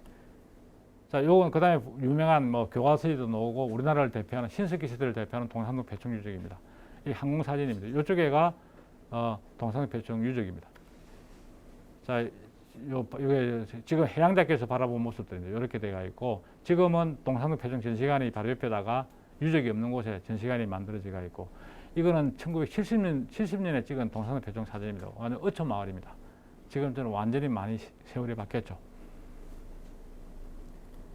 자, 이건 동산동 패총 전경이고 이게 제가 발굴을 했었습니다. 69년도, 70년, 71년에는 국립중앙박물관에서 발굴했고 이 앞에 있는 이 방파제를 찾기 위해서 정화 사업을 하면서 부산박물관에서 발굴을 했었습니다. 그래서 제가 3개월 동안 6월 달부터 8월 달까지 마지막 발굴이라 생각하고 발굴을 했습니다. 발굴을 했는데 약간 거짓말 못해서 흑반 유물반입니다. 거짓말 아닙니다. 거의 반반입니다. 그렇게 많은 양의 유물들이 나왔고 이전에 동산동 패총에 발굴한 성과를 가지고 교과서의 내용이 적히고 그걸 가지고 신석기 문화를 이용했는데 그 당시에 99년도에 발굴했던 내용들이 기존에 있는 신석기 시대의 역사를 바꾸는데 엄청난 많은 역할을 했습니다. 조 기장이 부산 지역에서 발견돼 가지고 신석기 시대 사람들이 작곡 농사를 시작했다는 걸 알 수가 있고 여기서 수천 점의 조개 팔찌가 나와가지고 이 조개 팔찌를 가공해가지고 주변 지역으로 뭡니까 조개 팔찌를 만들어 팔았다는 거죠. 그걸 어디까지 일본까지 구주 대마도까지 갔다는 겁니다. 그러고 발굴했는데 허기소식들이 굉장히 많이 나왔습니다. 일본과 교육을 통해서 배를 타고 왔다 갔다 하면서 교육했다는 것들. 하여튼 동산동 패총에서 엄청난 많은 발견들이 이루어졌습니다. 특히 여기 보면은 사슴 그림들이 나오는데 토기에 사슴 그림이 나왔어요. 우리나라에서 가장 오래된 그림들이 나왔습니다. 이 사슴 그림이 여러분들 잘 알고 있는 울산 방구대 안각화. 그 연대가 문제가 많았었거든요. 청동기 시대나 신석기 시대나 그 당시까지만 하더라도 대부분 다 방구대 안각화는 청동기 시대라고 우리가 흔히들 이야기를 하고 있는데 이 동삼동에서 출토된 사슴 그림이 방구대 안각화에 있는 사슴하고 그림이 양식적으로 동일하게 됩니다. 그래서 제가 분석해가지고 방구대 안각화는 청동기 시대에 만들어진 게 아니고 신석기 시대에 만들어진 것이라고 주장을 하겠죠. 지금 완전 신석기 시대로 만들어진 걸로 거의 인식을 하고 있습니다. 이건 지금 발굴하고 있는 장면들입니다. 그래서 폐총이라고 발굴했는데 아까 이야기했죠. 시대에 따라서 뭡니까? 그 마을의 주변의 공간들이 달라진댔죠. 한 번은 쓰레기장을 버렸다가 또 쓰레기장 위에다가 또 다른 걸 만들어지고 막 여러 번 반복이 됩니다. 동산동 폐총이 한 4,000년간 만들어집니다. 4,000년간. 이 4,000년 동안 뭡니까? 동산동 폐총 주변에 사람들이 살았다는 이야기입니다. 그러다 보니까 최하층에는 뭡니까? 우리나라에서 가장 오래된 온간 뭐 어른의 무덤인지는 알 수는 없습니다. 온감묘가 발견됐고 또 폐총 중간에 뭡니까? 아까 이야기했던 불 피우던 하덕자리 같은 이런 것들이 발견이 됐었습니다. 그리고 폐총의 중간에 보면 폐총이라는 것은 맨 밑에 있는 것들이 가장 오래됐고 맨 위에 있는 것들이 늦을 거 아닙니까? 이게 순차적으로 퇴적이 되니까. 그러니까 그걸 통해서 우리 폐총에서 연대를 갖다가 정확하게 알 수 있어요. 아까 이야기했던 우리 신석기 시대 연대를 구분하는 데도 폐총이 굉장히 중요한 역할을 합니다. 맨 밑바닥에 있는 유물들이 가장 오래돼가 있고 이제 뭐 연대를 측정을 합니다. 그다음 중간에는 그 다음 단계, 그 위에 또 퇴적된 것들은 그 다음 단계. 그래서 이 동산동 폐총은 지금부터 8,000년 전부터 해가지고 4,000년 전까지 약 4,000년간에 어떻게 신석기 문화가 변해가는 것들을 알려주는 굉장히 중요한 유적입니다. 그래서 동산동 폐총은 뭐 일찍 발견돼서 유명할 뿐만 아니라 유물도 많이 나왔습니다만은 안정적으로 연대를 시대를 알 수 있는 많은 자료들이 나왔기 때문에 신석기 문화의 어떤 변천 과정을 이해하는데 아주 중요한 정보를 제공하고 있습니다. 그런 의미에서 동산동 폐총이 중요하다는 이야기입니다. 여기 발굴을 했는데 중간에 보니까 여기 이제 이거 보이죠? 이게 뭔가 하면은 고래 척추뼈입니다. 이거 뒤에 설명하는데 고래뼈들이 많이 나왔습니다. 그러니까 옛날에는 뭐 신석기 사람들이 고래를 잡아먹었겠어. 고래 큰 걸 어떻게 잡았겠어. 이렇게 생각하죠.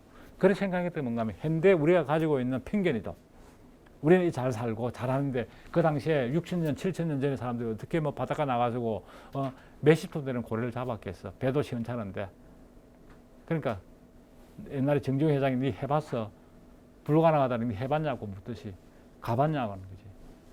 그러니까 우리 현대인들이 가지고 있는 막연한 편견, 그 잘못된 지식의 어떤 습득 이런 걸 해가지고 어떻게 건너가느냐, 어떻게 할 수 있느냐.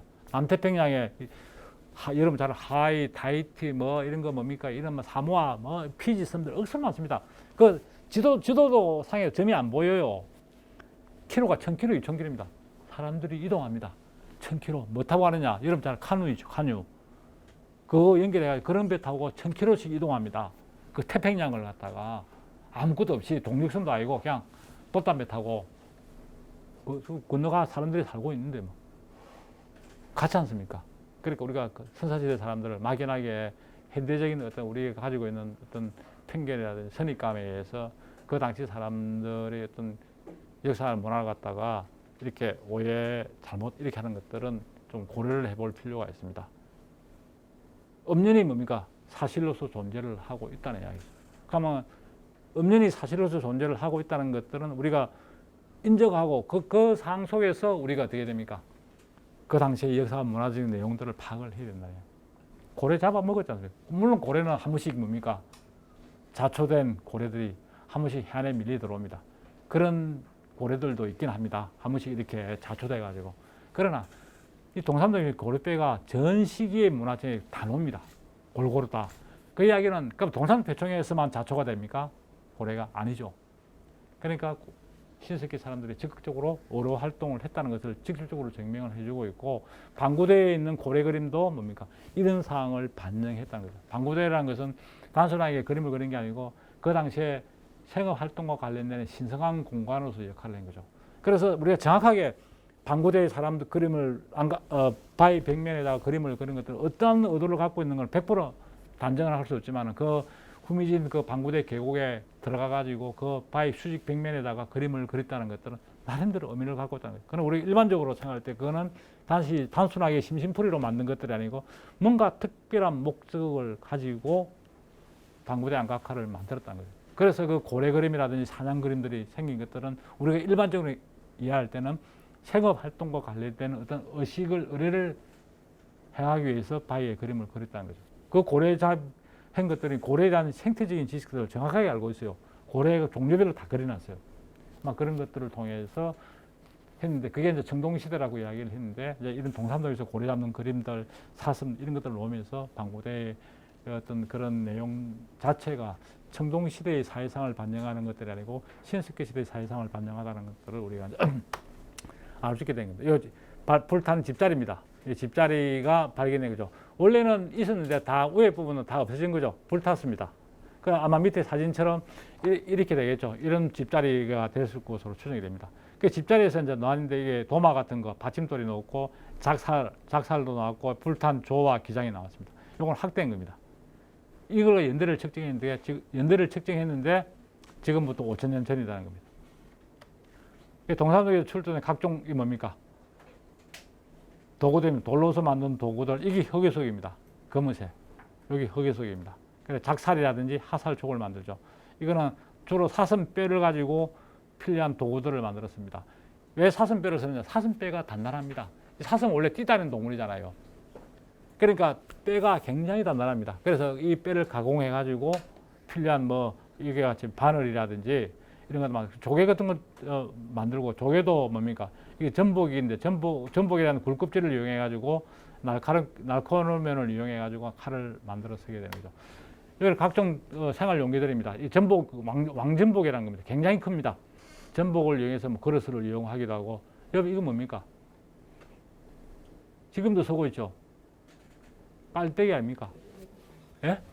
똑같죠? 지금은 어떻습니까? 플라스틱. 옛날에는 토기. 또 이렇게 씁니다. 이래 쓰는 목적이 뭡니까? 뭔가 액체를 따를 때 뭡니까? 구멍이 좁은 게 필요하잖아요. 우리가 간장 같은 데 병에 담을 때 이렇게 쓰잖아요. 그러니까 이게 보시죠. 여기서 전통이 지금 이게 이 토기 연대가 지금부터 5,000년 전입니다. 그러니까 역사가 이런 것들이 그대로 이어지고 있다는 거. 이건 뭐 아까 반 토기들로 다양합니다. 이런 것들 구멍이 뚫리겠는데 아마 국자로 썼을 것으로 추정이 되고 있습니다. 이게 여러분들이 알고 있는 비산물 토기는 굉장히 큽니다. 자, 이 폐종에서 이렇게 많은 토기팬들이 깨진 상태로 출토가 되고 있습니다. 자, 여기서는 조기장 아까 이야기를 했죠. 이렇게 조기장만 있는 게 아니고 그다음에 여러분 참나무 같은 데 뭡니까? 도토리라든지 이런 것들도 많이 나옵니다. 그런데 도토리는 뜰버서 못 먹어요. 지금 어떻게 하면 갈아가지고 물에 담가 놓죠. 그래 옛날에도 뭡니까? 묵다 보니까 뜰보니까 먹기 힘들겠죠. 그래서 도토리를 어떻게 하는가 하면 도토리 지장 구덩이를 파가지고 바구니에 담아가지고 물이 있는 곳에 둡니다. 구덩이를 파가지고 물에 두면은 도토리가 뜰본 맛이 빠집니다. 그래서 가공을 해가지고 먹는다는 거예요. 동사무소에 개뼈가 나왔어요. 개가 나왔는데, 근데 그 완도에 여수도라는, 제주도와 완도 사이에 여수도라는 섬이 있는데 여기서 개똥이 발굴됐어요. 이 개똥 같은 거 왜 폐종에서 나오느냐? 이 우연한 기회에 뭡니까? 폐종에 개가 똥을 누는데 이게 마치 굳어져가지고 폐종 속에 들어가 있는 거예요. 사실은 똥 같은 것들은 뭡니까? 유기질이기 때문에 조금만 지나고 나면은 공중분해되고 없어집니다. 근데 우연히 이렇게 나온 거죠. 근데 재미 똥이 나와서 그것도 중요하긴 하지만은 이 똥을 분석을 해보니까 요새 과학기술이 발달한 여기 뭐가 나왔는가? 그게 간 디스토마가 나왔어요. 균이. 근데 여수도는 섬이기 때문에 생선이 물고기가 없어요. 섬에는 물이 없으니까. 근데 이 안에 뭔가 사람 따라와가지고 그러니까 여수도니까 완도 쪽에서 살고 있던 사람이 제주도 딱 중간입니다. 완도가. 왔다 갔다 하면서 개를 데리고 왔는데 이 개가 육지에 있을 때 뭡니까? 민물고기를 먹었다는 거죠. 그게 묵고 난 거 배설돼 가지고 폐종에서 굳어져가 있고 그걸 분석해 보니까 디스토마가 있었다는 거죠. 그러니까 뭐 개도 디스토마 균이 있으니까 사람들은 뭐 말할 필요 없겠죠. 불과 뭐 몇십 년 전만 하도 낙동강변에 살고 있는 사람들이 간 디스토마가 우리 경상 사람들 굉장히 많았습니다. 해로 민물고기를 먹다 보니까 지금은 뭐 약 한 마 먹으면은 뭐 괜찮다고 이야기도 합니다. 아까 이거는 이야기를 했죠. 그러고 토기를 갖다가 토기에 보면은 그 얼음들이 많습니다. 그래서 이걸 분석을 해보니까 주로 생선 같은 거, 어패류들을 가공해 먹었다는 걸 알 수가 있어요. 분석을 하니까 조개 성분들이나 고기 성분, 지방 성분들이 많이 나왔다고 합니다. 그래서 이 토기들 보면은 이 탄화된 것들이 불탄 것들이 토기의 아가리 쪽에 많이 붙어가 있습니다. 우리도 지금도 뭐 요리하면은 많이 시커멓게 그 얼음들 있지 않습니까? 그걸 분석을 해가지고 무엇을 먹었는가를 우리가 알 수가 있는 거죠. 그래 바닷가 폐종에서 살고 있던 사람들의 중요한 생활 도구들은 작살입니다. 뼈로 만든 작살도 있고 돌로서 만든 작살도 있고 낚싯바늘입니다. 낚싯바늘이니까 그저 통째로 J자 모양으로 만드는 낚싯바늘이 있고 그러다 보면 낚싯바늘이 잘 부러집니다.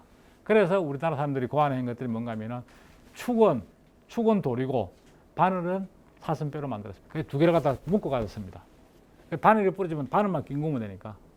물론 이제 돌만 있는 것들은 아니고 뭡니까 뼈로 만들기도 하고 조개로 만들기도 합니다. 조개로 만드는 것들은 조개 같은 거 전복 같은 거를 만들면은 이 전복이 빛이 납니다. 이 자개처럼 그 빛을 가지고 쉽게 루아라고 하죠. 가짜 미끼를 해가지고 저 남태평양의 사람들은 가짜 미끼로 고기를 잡아요. 그래서 우리는 알 수는 없습니다만 그런 것들을 통해 볼 때 조개로 만든 낚싯바늘들은 막 그런 목적으로 사용한 것이 아닌가 그렇게 생각을 하고 있습니다. 이거는 아까 고래 잡은 거 이야기했죠. 실제적으로 고래 이 작살들이 고래뼈에 바퀴가 있습니다. 여기 보면은 이 작살이 바퀴가 있습니다. 그래서 실제적으로 고래가 잡았다는 것들을 알 수가 있습니다. 그래서 동삼동에서 잡았던 고래뼈를 분석을 하니까 이 고래 깃뼈입니다. 고래 안에 들어가 있는 깃뼈가 우리 사람 중 많았습니다. 이 고래뼈가 고래 종류마다 좀 깃뼈 모양이 좀 다릅니다. 그래서 분석을 했더만은 혹등고래입니다. 혹등고래는 여러분들 텔레비에 한번 자주 많이 나옵니다. 남태평양에서 해가 북극으로 해가지고 막 이동합니다. 전 세계 몇천 킬로 돌아다니는데 새끼를 데리고 이동하는데 가슴에 줄무늬가 있는 게 혹등고래입니다. 이 혹등고래는 주로 연안을 따라 이동을 합니다. 그래서 쉽게 잡지는 않지만 고래 잡으려면 적어도 그 주변에 있는 마을들이 전부 다 뭡니까? 동원이 돼야 됩니다. 그리고 계절에서 오는 계절을 충분히 파악을 하고 있어야 되고 그래서 이 혹등고래가 한 35톤 정도 됩니다. 차량 같은 거, 자동차 2톤 같으면 한 15대 정도 무게가 되는 거죠. 큰 거, 대왕고래 같은 거는 100톤까지 가는 고래도 있습니다. 그래서 요거는 동삼도 표층에 출토된 그 배 모양 토기입니다. 토기로서 만들어진데 실물이 창녕의 비복리 유적에서 통나무배가 발견되었습니다. 노하고 발견됐고, 이거는 뭡니까? 방부대 안가까이 거리지가 있는 배입니다. 그래, 배도 이제 큰 배는 사람들 한 20명 타고, 작은 배는 1명 타고 그렇습니다. 이 동삼동 표정에 고래 잡는 그림들입니다. 이 탁분한 그림들 이렇게 고래 옆에서 작살 맞은 고래가 있죠. 옆에서 작은 배들이 붙어가 있죠. 뭐 고래는 사람을 잡아먹지는 않고 덩치는 크긴 하지만 협동으로 하게 되면 또 고래는 뭡니까? 이 피가 고래가 지방층이 두껍습니다. 아무래도 추운 지역을 이동하고 하기 때문에 지방이 두꺼운데 고래는 다 그런 건 아닌데 혈우병이 있습니다. 상처가 나면은 피가 멈추질 않아요. 그걸 고래도 보면은 죽으면은 까란 놈이 있지만 혹등고래가 죽으면은 떠요. 귀신고래 같은 것들은 떠니까 일단은 죽으면은 금방 안 죽습니다. 고래가. 그럼 끌고 다니는 거죠. 계속 힘 빠지게 만들어 가지고 그래가 죽으면 뜨면은 여러 배를 가지고 해안으로 이동을 하게 됩니다. 그렇게 해가지고 그걸 하게 됩니다. 이제 먹게 되는 거죠. 자, 이 아까 신석기 사람들은 종교 의례적인 그게 강하다고 그랬죠. 그래서 정확한 용도는 모르겠습니다. 각종 뭡니까? 이런 흙으로 만든 토들이 나옵니다. 이거는 동산에서는 곰 모양입니다. 곰 모양 토가 나오고 이 곰이 강원도에서도 나옵니다. 양양오산이라는 유적에서 나오고 저 동북지방 만주 두만강 쪽에서도 농포동이라도 나오고 이거 욕지도 섬에서 나오고 이거는 저 울산의 세족이라는 유적에서 나오고 그러니까 이 동물 모양의 토들을 만듭니다. 아마 뭐 의뢰용으로 사용한 것이 아닌가 그렇게 추정이 되고 그다음에 유명한 동삼의 조개 가면입니다. 이런 조개 가면들도 나오게 되죠. 이런 조개 가면들은 일본에도 나옵니다. 우리는 가리비 조개를 만드는데 일본에는 굴껍질로 만들었죠. 이런 것들이 나오게 되고 그 다음에 이제 이런 의례적인 용기들은 뭐 토들도 있긴 하긴 한데 그 다음에 동삼은 사슴 모양 토기입니다. 이 사슴 모양 토기가 펜으로 되어 있는데 복원해 보면 이런 모습인데 이 토기의 그림을 그리는 섭속이 신석기 시대에 있었던 것 같아요. 그러니까 토기의 그림을 그리는 것은 그냥 그릴 수도 있지만 이런 것들은 특별한 어떤 목적을 가지고 그런 것들이 아닌가 생각이 되고 있고 이런 식으로 복원이 되는 겁니다. 이 토기도 그냥 한 거 토기 표면에 붉은 칠을 해가지고 그 칠 위에다가 토기를 사슴을 그린 거예요. 이 전체가 여기 한 발이 있는데 한 발이만 있는 게 아니고 여기 엉덩이 부분입니다. 깨지가 안 보이죠. 여기 엉덩이고 여기 사슴이고 그러니까 두 마리가 보이는데 아마 전체가 사슴에 돌아간 것이 아닌가 이렇게 추정이 되고 있습니다. 그 다음에 장신구입니다. 이 귀걸이입니다. 귀걸이도 두 종류가 있습니다. 아프리카 에티오피아의 소년인데 뒤에 여기 둥근 바퀴가 있죠. 굉장히 큽니다. 동삼동에서는 여기 톡이 흙으로 만든 게 두 개가 있는데 큰 거는 7cm, 8cm 정도 됩니다. 기에다 삽입하면 깃보다 더 큽니다. 깃보다 더 크지만 구멍을 뚫어 가지고 점점 깃구멍을 갖다가 확장시키면은 이렇게 기거리가 들어갑니다. 실제 이렇게 이런 것들은 우리나라뿐만 아니고 동남아 사람들도 많이 해요. 삽입하는 거. 그 다음에 남미의 인디안들, 남미 쪽에 인디안들도 저렇게 귀에다 삽입합니다. 그러나 잘못하면은 아프리카 사람들 하는데 너무 늘어뜨려 가지고 귀가 찢어지는 경우도 있습니다. 입술도 하는 경우도 있고. 요거는 귀걸이입니다. 둥근 귀걸이, 지금 귀걸이랑 똑같은데 귀에 구멍을 뚫어 가지고 옥으로 만들어 쓰는 거고, 나머지는 뭐 멧돼지 이빨이라든지 뭐 조개라든지 뭐 또 매 발톱이라든지 독수리 발톱 같은 걸 이용해 가지고 이렇게 장신구를 만들어 씁니다. 그러나 이 장신구는 개성의 표현이라기보다는 특정한 그 장신구를 착용했던 사람들의 어떤 신분이나 사회적 역할을 했던 가능성이 굉장히 많이 있습니다. 여기서 보면은 이 조개, 아까 조개, 동삼동에서 조개 팔찌가 굉장히 많이 나옵니다. 이 조개가 투박 조개인데 투박 조개는 동해안과 남해안 지역에만 나옵니다. 그래서 굉장히 단단합니다. 근데 부산에서 어디서 나느냐? 강한리에서 나옵니다. 제가 찾았습니다. 이 강한리에서 나오는데 동삼동 아마 강한리까지 왔을 것 같아요. 이걸 해가지고 동삼동에서는 수천 점이 나왔어요. 가공하는 흔적들이 그대로 다 남아 있습니다. 그러니까 특정한 시기에 동삼동 표청 사람들은 조개 팔찌를 가공해가지고 정밀하게 가공해서 주변 지역으로 팔았다는 거죠. 조개 팔찌도 잘 만든 게 있고 좀 조잡하게 만든 게 있습니다. 우리도 지금도 그렇잖아요. 잘 만든 것들은 비싸고 좀 적당히 만든 것들은 가격이 헐고 신석기 시대 사람들도 마찬가지입니다. 이런 것들 실제적으로 무덤에서 놓습니다. 그런데 이런 것들은 뭐 조개 팔찌 말고도 이게 뭐 동물이면 너구리라든지 수달 같은 이빨을 갖다 이용해 장신구 발찌로 사용하는 경우도 있습니다. 새뼈를 이용해서 목걸이를 만드는 경우도 있고 이런 것들은 동삼동은 아닙니다만 다른 지역에서 이렇게 출토되는 사례들도 있고 상어 이빨입니다. 굉장히 큰 상어 이빨을 갖다가 장신구로 이용하는 경우도 있습니다. 가덕도입니다. 가덕도에서 출토가 된 사례가 있습니다. 그 다음에 팔찌 사례입니다. 가덕도에서 나왔는데 이게 사람이 굴장이 아니고 패가지고 굴장인 상태에서 오른쪽 왼팔에 조개 팔찌를 갖다가 착용한 모습입니다. 요거는 투박 쪽이고 옆에 있는 것들은 이 또 특이한 건 이 인골은 가슴에다가 뭐 피조개 있죠. 피조개를 갖다가 9개를 위에 얹었습니다. 그래가지고 조사례가 들려 보니까 이 사람 양쪽에 뭡니까? 위에 거는 가공하지 않은 거고 밑에 거는 가공한 팔찌를 양쪽에 한 개씩 차고 있었습니다. 그런데 이 무덤이 48개가 발굴됐는데 조개 팔찌를 착용한 사람들은 2개 이후밖에 없습니다. 2사람밖에 없습니다. 그래서 이 장신구를 아까도 이야기했죠. 장신구를 착용했던 건 지금처럼 어떤 개성의 미적인 아름다움보다는 그 집단에서 특정한 어떤 역할을 했던 사회적으로 했던 사람들의 행위 아닌가 이렇게 추정되고 있습니다. 이건 옥으로 만든 장신구입니다. 가덕도에서 나왔습니다. 가덕도 장항류 쪽에서. 옥리시도 마찬가지입니다. 우리 부산에 이런 돌 안 나오거든요. 옥이 안 나오거든요. 결국은 이 옥을 만들기 위해서는 완제품으로서 가덕도에 갖고 왔거나 안 그러면 옥 원석을 가지고 와가지고 가덕도에 가공했거나 그러니까 이 옥은 기증품입니다. 기증품이기 때문에 재화적인 가치가 있기 때문에 모든 사람들이 가질 수가 없습니다. 원래 옥이라는 것은 지금은 돈만 있으면 누구나 다 가질 수 있습니다만은 선사 고대 쪽에는 옥이라는 것은 구하기도 힘들고 가공하기도 힘듭니다. 그래서 특정한 사람들만 이 옥을 갖다가 소유를 하게 되는 거죠. 요거는 일본도 마찬가지입니다. 일본의 조개 팔찌입니다.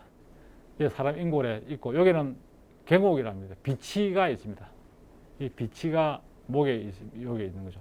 그다음에 이건 사슴뿔로 만든 이렇게 되어 있는 거죠. 그러니까 이 사람은 특정한 신분을 했던 사람이 아닌가 이렇게 추정을 하고 있습니다. 그러니까 일본이나 우리나라 다 선사시대, 시석기 시대 사람 사는 세상은 다 비슷하다는 얘기예요. 그래서 동삼동 표청 유물들이 다른 지역으로 이동합니다. 그래서 대표적인 것들이 조개 팔찌를 제가 이야기를 했고 이거는 서해안의 보령에서 나오는 건데 서해안 쪽에는 조개 팔찌가 없습니다. 이거 투박 조개가 안 나옵니다. 그래서 이 잘 만들어진 이 투박 조개가 보령 쪽에서 송악리 패종에서 나왔다는 거죠. 이동되고 그다음에 이 제주도에서 출토된 톡입니다. 윤기문 톡이라는 건데 문양이 똑같죠. 그래서 이 부산에도 보면은 동삼동에서 제주도 유물들이 나옵니다. 제주도의 햇모함이 나옵니다. 그래서 거리가 멀지만은 당시 바다를 통해서 여러 지역과 교류를 했다는 것들을 알 수가 있습니다. 요 동삼성에 출토된 요 햇모함입니다. 햇모함이고 이거 제주도 토기입니다. 그러고 요거는 다른 지역에서 왔던 석기들이고 요거는 일본 토기입니다. 일본의 신석기 시대 토기고 이거는 일본의 흑해석입니다. 그래서 지금은 국경의 개념이 있습니다만 그 당시 일본은 뭐 바다 건너에 있는 다른 지역의 사람들 뭐 그 정도의 관념이었죠. 그래서 저거 필요에 따라서 뭡니까?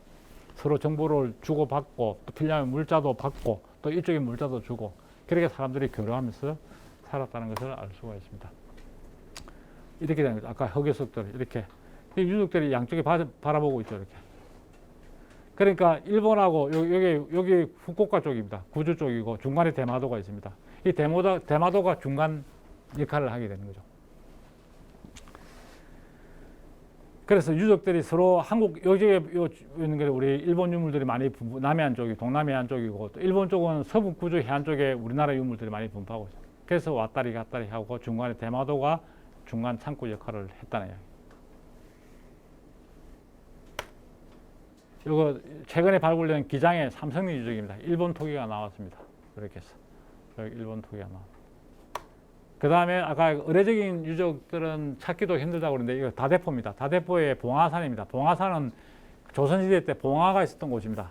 나라에서 긴급한 상황이 되면 불을 피워가지고 어떤 상들을 알리는 시설이죠.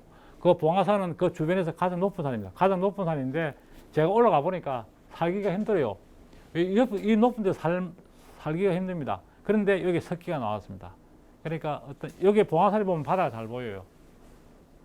그러니까 아마 어떤 의뢰를 행했던 곳이 아닌가. 지금도 마찬가지입니다. 높은 산은 신성시 여기이기도 하고 또 높은 산에서 제사를 지내기도 하죠. 예를 들면 기우제라든지 여러 가지 이런 의식을 거행한 높은 산에서 많이들 하게 됩니다. 그래서 정확하게 그거는 모르겠습니다만은 아마 이쪽에서 뭐 의료와 관련된 어떤 행위를 바다를 보고 했던 그런 것들이 아닌가 하는 생각이 듭니다. 청동시대는 이야기 쉽게 말하면은 농경을 중심으로 하는 문화입니다. 농경을 중심으로 하는 문화고 신석기 시대는 석기를 사용을 했는데 청동기 시대는 청동기가 사용이 됩니다. 그래서 그 석기도 아주 정밀하게 잘 가공된 석기를 사용을 하고 도장 농경을 하고 커다란 대규모 마을들이 만들어지고 고인돌이 커다란 무덤들이 만들어지고 이런 것들을 통해서 사회 전체가 계층화된 사회를 이루게 됩니다. 거기서 점점 발달하게 되는 방법이 바로 국가로 넘어가게 됩니다. 이 청동기 시대의 사회적 문화적 기반이 흔히 우리 역사상에 말하는 고조선하고 그 다음에 사만삼국 시대가 성립이 됩니다. 이런 사만삼국 고조선이 성립할 수 있는 기반이 뭡니까? 이 청동기 시대의 사회 문화라는 거죠. 여기서 기반이 돼가지고 국가가 만들어지게 됩니다. 부산은 상당히 많이 있었을 곳으로 생각되는데 가장 중심적인 아까 우리 뭡니까? 동네를 중심으로 하는 지역에 많은 신석기 청동기 시대 문화 내용들이 있습니다. 여기 보면은 이 유적들 보면 이쪽에 많이 분포되어 있어요. 물론 뭐 해안 쪽에도 있긴 합니다만 주 분포 지역은 이쪽입니다. 동네 지역입니다. 여기 보면 산인데 이쪽이 가장 좀 넓죠. 여기 수영강입니다. 수영강도 있고 중간에 온천전도 있고 그래서 이쪽에 물이 풍부한 이쪽 지역에 사람들이 많이 거주하게 됩니다. 이 온천장에서 발굴됐는데 여기 사실은 위에 주거지입니다. 이 집자리인데 네모난 집자리고 땅을 팝니다. 신석기 시대나 청동기 시대나 대부분 땅을 파고 집을 만들어요. 거기다가 이제 이렇게 나무를 세워가지고 움집을 만들었었는데 땅을 좀 깊이를 파게 되면은 겨울에는 따뜻하고 여름에는 시원하다는 그런 장점이 있습니다. 그래서 역사시대에는 지상에 집을 짓게 됩니다만 선사시대는 대부분 땅을 파고 집니다. 우리나라뿐만 아니고 일본도 그렇고 연해주도 그렇고. 그리고 연해주 쪽에는 땅이 더 깊습니다. 1m 정도 되는 곳도 있습니다. 1m 150까지 되는답니다. 완전 토굴처럼 만듭니다. 그래 들어가면 그 속 들어가게 되면 겨울을 갔다. 그쪽은 연해주라든지 아무르강 쪽에는 굉장히 춥습니다. 영하 겨울에만 20도, 30도 내려간답니다. 그래서 사실은 뭐 인간이 그 당시에 해봐야 동물들 털을 이용한 그 옷을 입고 살았을 건데 살기가 상당히 힘들죠. 그래서 겨울에는 깊이 파고 들어가지고 움집을 만들어 동굴 속에서 동굴처럼 사는 거죠. 여기 온천항에서 출토된 유물들입니다. 이렇게 신석기 집 토기하고 토기 모양도 전혀 다르죠. 여기는 반여동에서 출토된 주거지입니다. 석기들도 아주 도끼들도 아주 마연을 해가지고 갈아가지고 아주 잘 만듭니다. 다 있고 필요한 각종 생활 가공구들도 있고 이게 노포동에서 발굴된 그 청동시대 유적입니다. 노포동 옆에 해동동이 있습니다. 해동 수원지 쪽에 있는데 여기서 발굴된 집자리입니다. 이거는 집자리가 굉장히 큽니다. 길쭉하게 생기고 중간에 집이 크니까 뭡니까? 집 안에 불을 피우는 하덕이 2개가 있습니다. 이렇게 네모나게 해가지고 이 안에서 불을 피워가지고 기호를 나게 되는 거죠. 여기서는 칼 손잡이가 있고 도끼도 있고 여기는 방추사라는 겁니다. 실을 짤 때 쓰던 도구. 이거 석대입니다. 기장으로 넘어간 석대인데 석대에 발굴한 집자리도 시대에 따라서 모양이 좀 다릅니다. 둥근 모양도 있고 집자리 모양이 다르고 우리도 그렇지 않습니까? 옛날에는 아파트가 없을 때는 일반 주택이 많아지는데 지금 뭡니까? 아파트가 많아지듯이 청동 시대에도 신석기 시대에도 그 시대에 따라서 집자리 모양들이 다릅니다. 집자리 모양이 둥근 것도 있고 네모난 것들도 있고 길쭉한 것도 있고 다양한 형태가 있습니다. 이 기장이 방공리라는 유적입니다. 그래 보통 청동시대 유적들은 평지에도 있긴 한데 대부분 고령지대에다가 뭡니까 마을을 많이 만듭니다. 요 발굴된 집자리인데 여기 집자리가 깨지죠. 이렇게 깨지가 있고 집자리에서 난 톡이라든지 각종 석기들이 출토가 되고 있는. 그 다음에 부산은 의외로 뭡니까 청동시대의 고인돌들이 지금은 많이 없습니다만은 최근에 발굴했는데 보면 위에 고인돌이 뚜껑돌이 다 날아가 버리고 남아있는 그런 무덤들이 많이 나오고 있습니다. 두구동에도 발굴된 유물들이 있고 여기 이 항아리 같은 무덤 속에 부장을 하게 됩니다. 여기는 집자리도 있고 그 다음에 그걸 한번 보여드리겠습니다. 연지동은 망미동에서 출토된 석강입니다. 무덤도 구석기 신석기에서 주로 맨 땅을 파가지고 시신을 갖다가 안치를 하는데 대부분들은 청동시대는 돌을 이용해서 무덤을 많이 만듭니다. 그 대표적인 것들이 여러분이 잘 알고 있는 고인돌 지석묘가 되겠죠. 그러고 반드시 한두 점의 칼이라든지 돌로 만든 칼이라든지 화살촉들을 갖다가 부장을 하게 되죠. 이 토기들도 부장하고 토기들도 그냥 토기도 부장하는 경우도 있지만 대부분들은 붉은 토기를 만듭니다. 특별하게 가공된 토기들을 붉은색을 띠는 토기들을 갖다가 무덤 속에 부장을 하게 되죠. 이 온천동인데 지금 아무것도 없는데 일제 때 1928년도 사진에 보면니까 이렇게 일본인들이 온천상행 쪽에서 찍은 사진들이 세 카트가 남아 있습니다. 이렇게 이 금능산입니다. 뒤에가. 그러다 일제 때 나무들이 없었죠 전혀. 그래가지고 이렇게 고인돌이 남아 있는데 이 돌을 다 날아가 버리고 최근에 조사한 것들은 위에 부분 남아 있고 밑에 것만 남아 있는 거죠. 그러니까 우리가 밑에 나무 돌로서 만든 무덤이라서 석강묘라고 이야기를 하는데 이런 것들이 있어가지고 우리 동네 쪽에 고인돌이 굉장히 많았다는 것들을 알 수가 있습니다. 최근에 온천 이지구 있죠. 지금 재개발하고 있을 겁니다. 지금 발굴은 끝났는데 이건 발굴하고 있는 모습인데 여기서도 이렇게 돌로서 만든 석각이 있고 마제 석금들, 돌칼이라든지 이렇게 붉은 토기들이 출토가 됐습니다. 그래 지금은 아무것도 없지만은 당시에는 뭡니까? 그거로 이런 거대한 돌들이 있었다는 것들을 알고 지금 현재 남아 있는 것들 고인돌이 가덕도에 하나 있습니다. 이렇게 이거는 발굴이 안 된 상태입니다. 그러고 저 강서 쪽에 미엄동에 제가 옛날에 이렇게 정자나무입니다. 여기 노인들이 여기서 휴식 공간으로 사용을 했었습니다. 그래서 부산박물관에서 발굴했더만은 이거 정리를 하니까 이런 모습이었는데 이것만 있는 게 이 돌을 다 깨뜨려지죠. 깨뜨렸는데 실제 발굴해 보니까 무덤이 굉장히 고인돌이 위에 돌은 다 날아가 버리고 밑에 무덤들 하부 구조만 이렇게 다 남아 있습니다. 그 중에 하나를 갖다가 보니까 이렇게 뚜껑돌이 있고 뚜껑돌 밑에 다시 돌을 치우고 다시 이렇게 돌을 몇 겹으로 이게 뭡니까 무덤을 갖다가 덮었다는 거죠. 그래 발굴을 해보니까 안에 이렇게 맨 밑에다 이렇게 막 붉은 항아리를 갖다가 여놨습니다. 여기 붉은 항아리를 여는 경우가 있고 그 다음에 돌칼하고 화살촉을 가지고 여는 경우도 있습니다. 그래 이 보통 이 붉은 항아리는 신석기 시대 무덤에서 일반적으로 나옵니다. 그래서 아마 의례적으로 이렇게 특별하게 연 것 같아요. 붉은색이 가지고 있는 그런 또 의미도 있지 않습니까? 생명을 재생이라든지 여러 가지 그런 의미들이 있는 것 같아요. 그래서 그 출토된 유물들이 이런 식입니다. 이런 항아리 모양도 일정한 모양들을 갖다 부상품이 있고 돌칼이라든지 돌로 만든 화살촉. 화살촉은 사람 맞으면 죽습니다. 들어가고 돌로서만 돌칼도 뭐 이게 뭐 돌인데 뭐 제대로 뭐 가능하겠는가 하는데 실제적으로 돌칼이 시신에 박혀 있는 경우들도 있습니다. 요거는 뭐 지석묘들인데 이렇게 참고 넘어가겠습니다. 다른 지역 겁니다. 이 북방식 지석묘 이렇게 된 것들도 지석묘도 지역에 따라서 모양들이 다릅니다. 북쪽에 많다고 해서 북방식 지석묘랍니다. 남방식 지석묘는 이렇게 돌을 갖다 큰 돌을 이거 돌도 한 20톤, 30톤 됩니다. 굉장히 무겁습니다. 이렇게 돌을 받치고 하중을 분산시켜 돌을 받치고 땅 속에 매장 시설을 두는 게 되죠. 요거 김해 있는 지석묘고, 요거는 밑에 받침돌이 없습니다. 받침들 없이 그 다음 몇십 톤 되는 도로가 그대로 뭡니까? 무덤 있는 곳에 얹혀 놓는 겁니다. 이런 개석식, 뚜껑돌식 고인돌이라고 합니다. 이 대표적인 것들이 김해 구산동인데 지금은 얼마 전에 조사가 끝났습니다. 길이가 굉장히 큽니다. 이 350톤 정도 됩니다. 무게 350톤. 이 돌 무게가. 이 돌 사람 한번 보세요. 밑에 돌을 무덤을 표시하는 구역을 만들고 이 돌 밑에 뭡니까? 매장 시설을 했는데 발굴해 보니까 시원찮더랍니다. 엄청나게 그게 나는데 그냥 맨 땅에 땅 파고 유물 한두 점밖에 안 났답니다. 무게가 350톤입니다. 그러고 길이가 묘역이라 그럽니다. 돌을 아까 깔아놓은 거 봤죠? 돌을 쫙 깔아놨는데 이거는 아무나 만들 수 있는 것은 아닌데 적어도 김해 지역의 최고의 수장된 무덤으로 생각이 되는데 발굴을 해보니까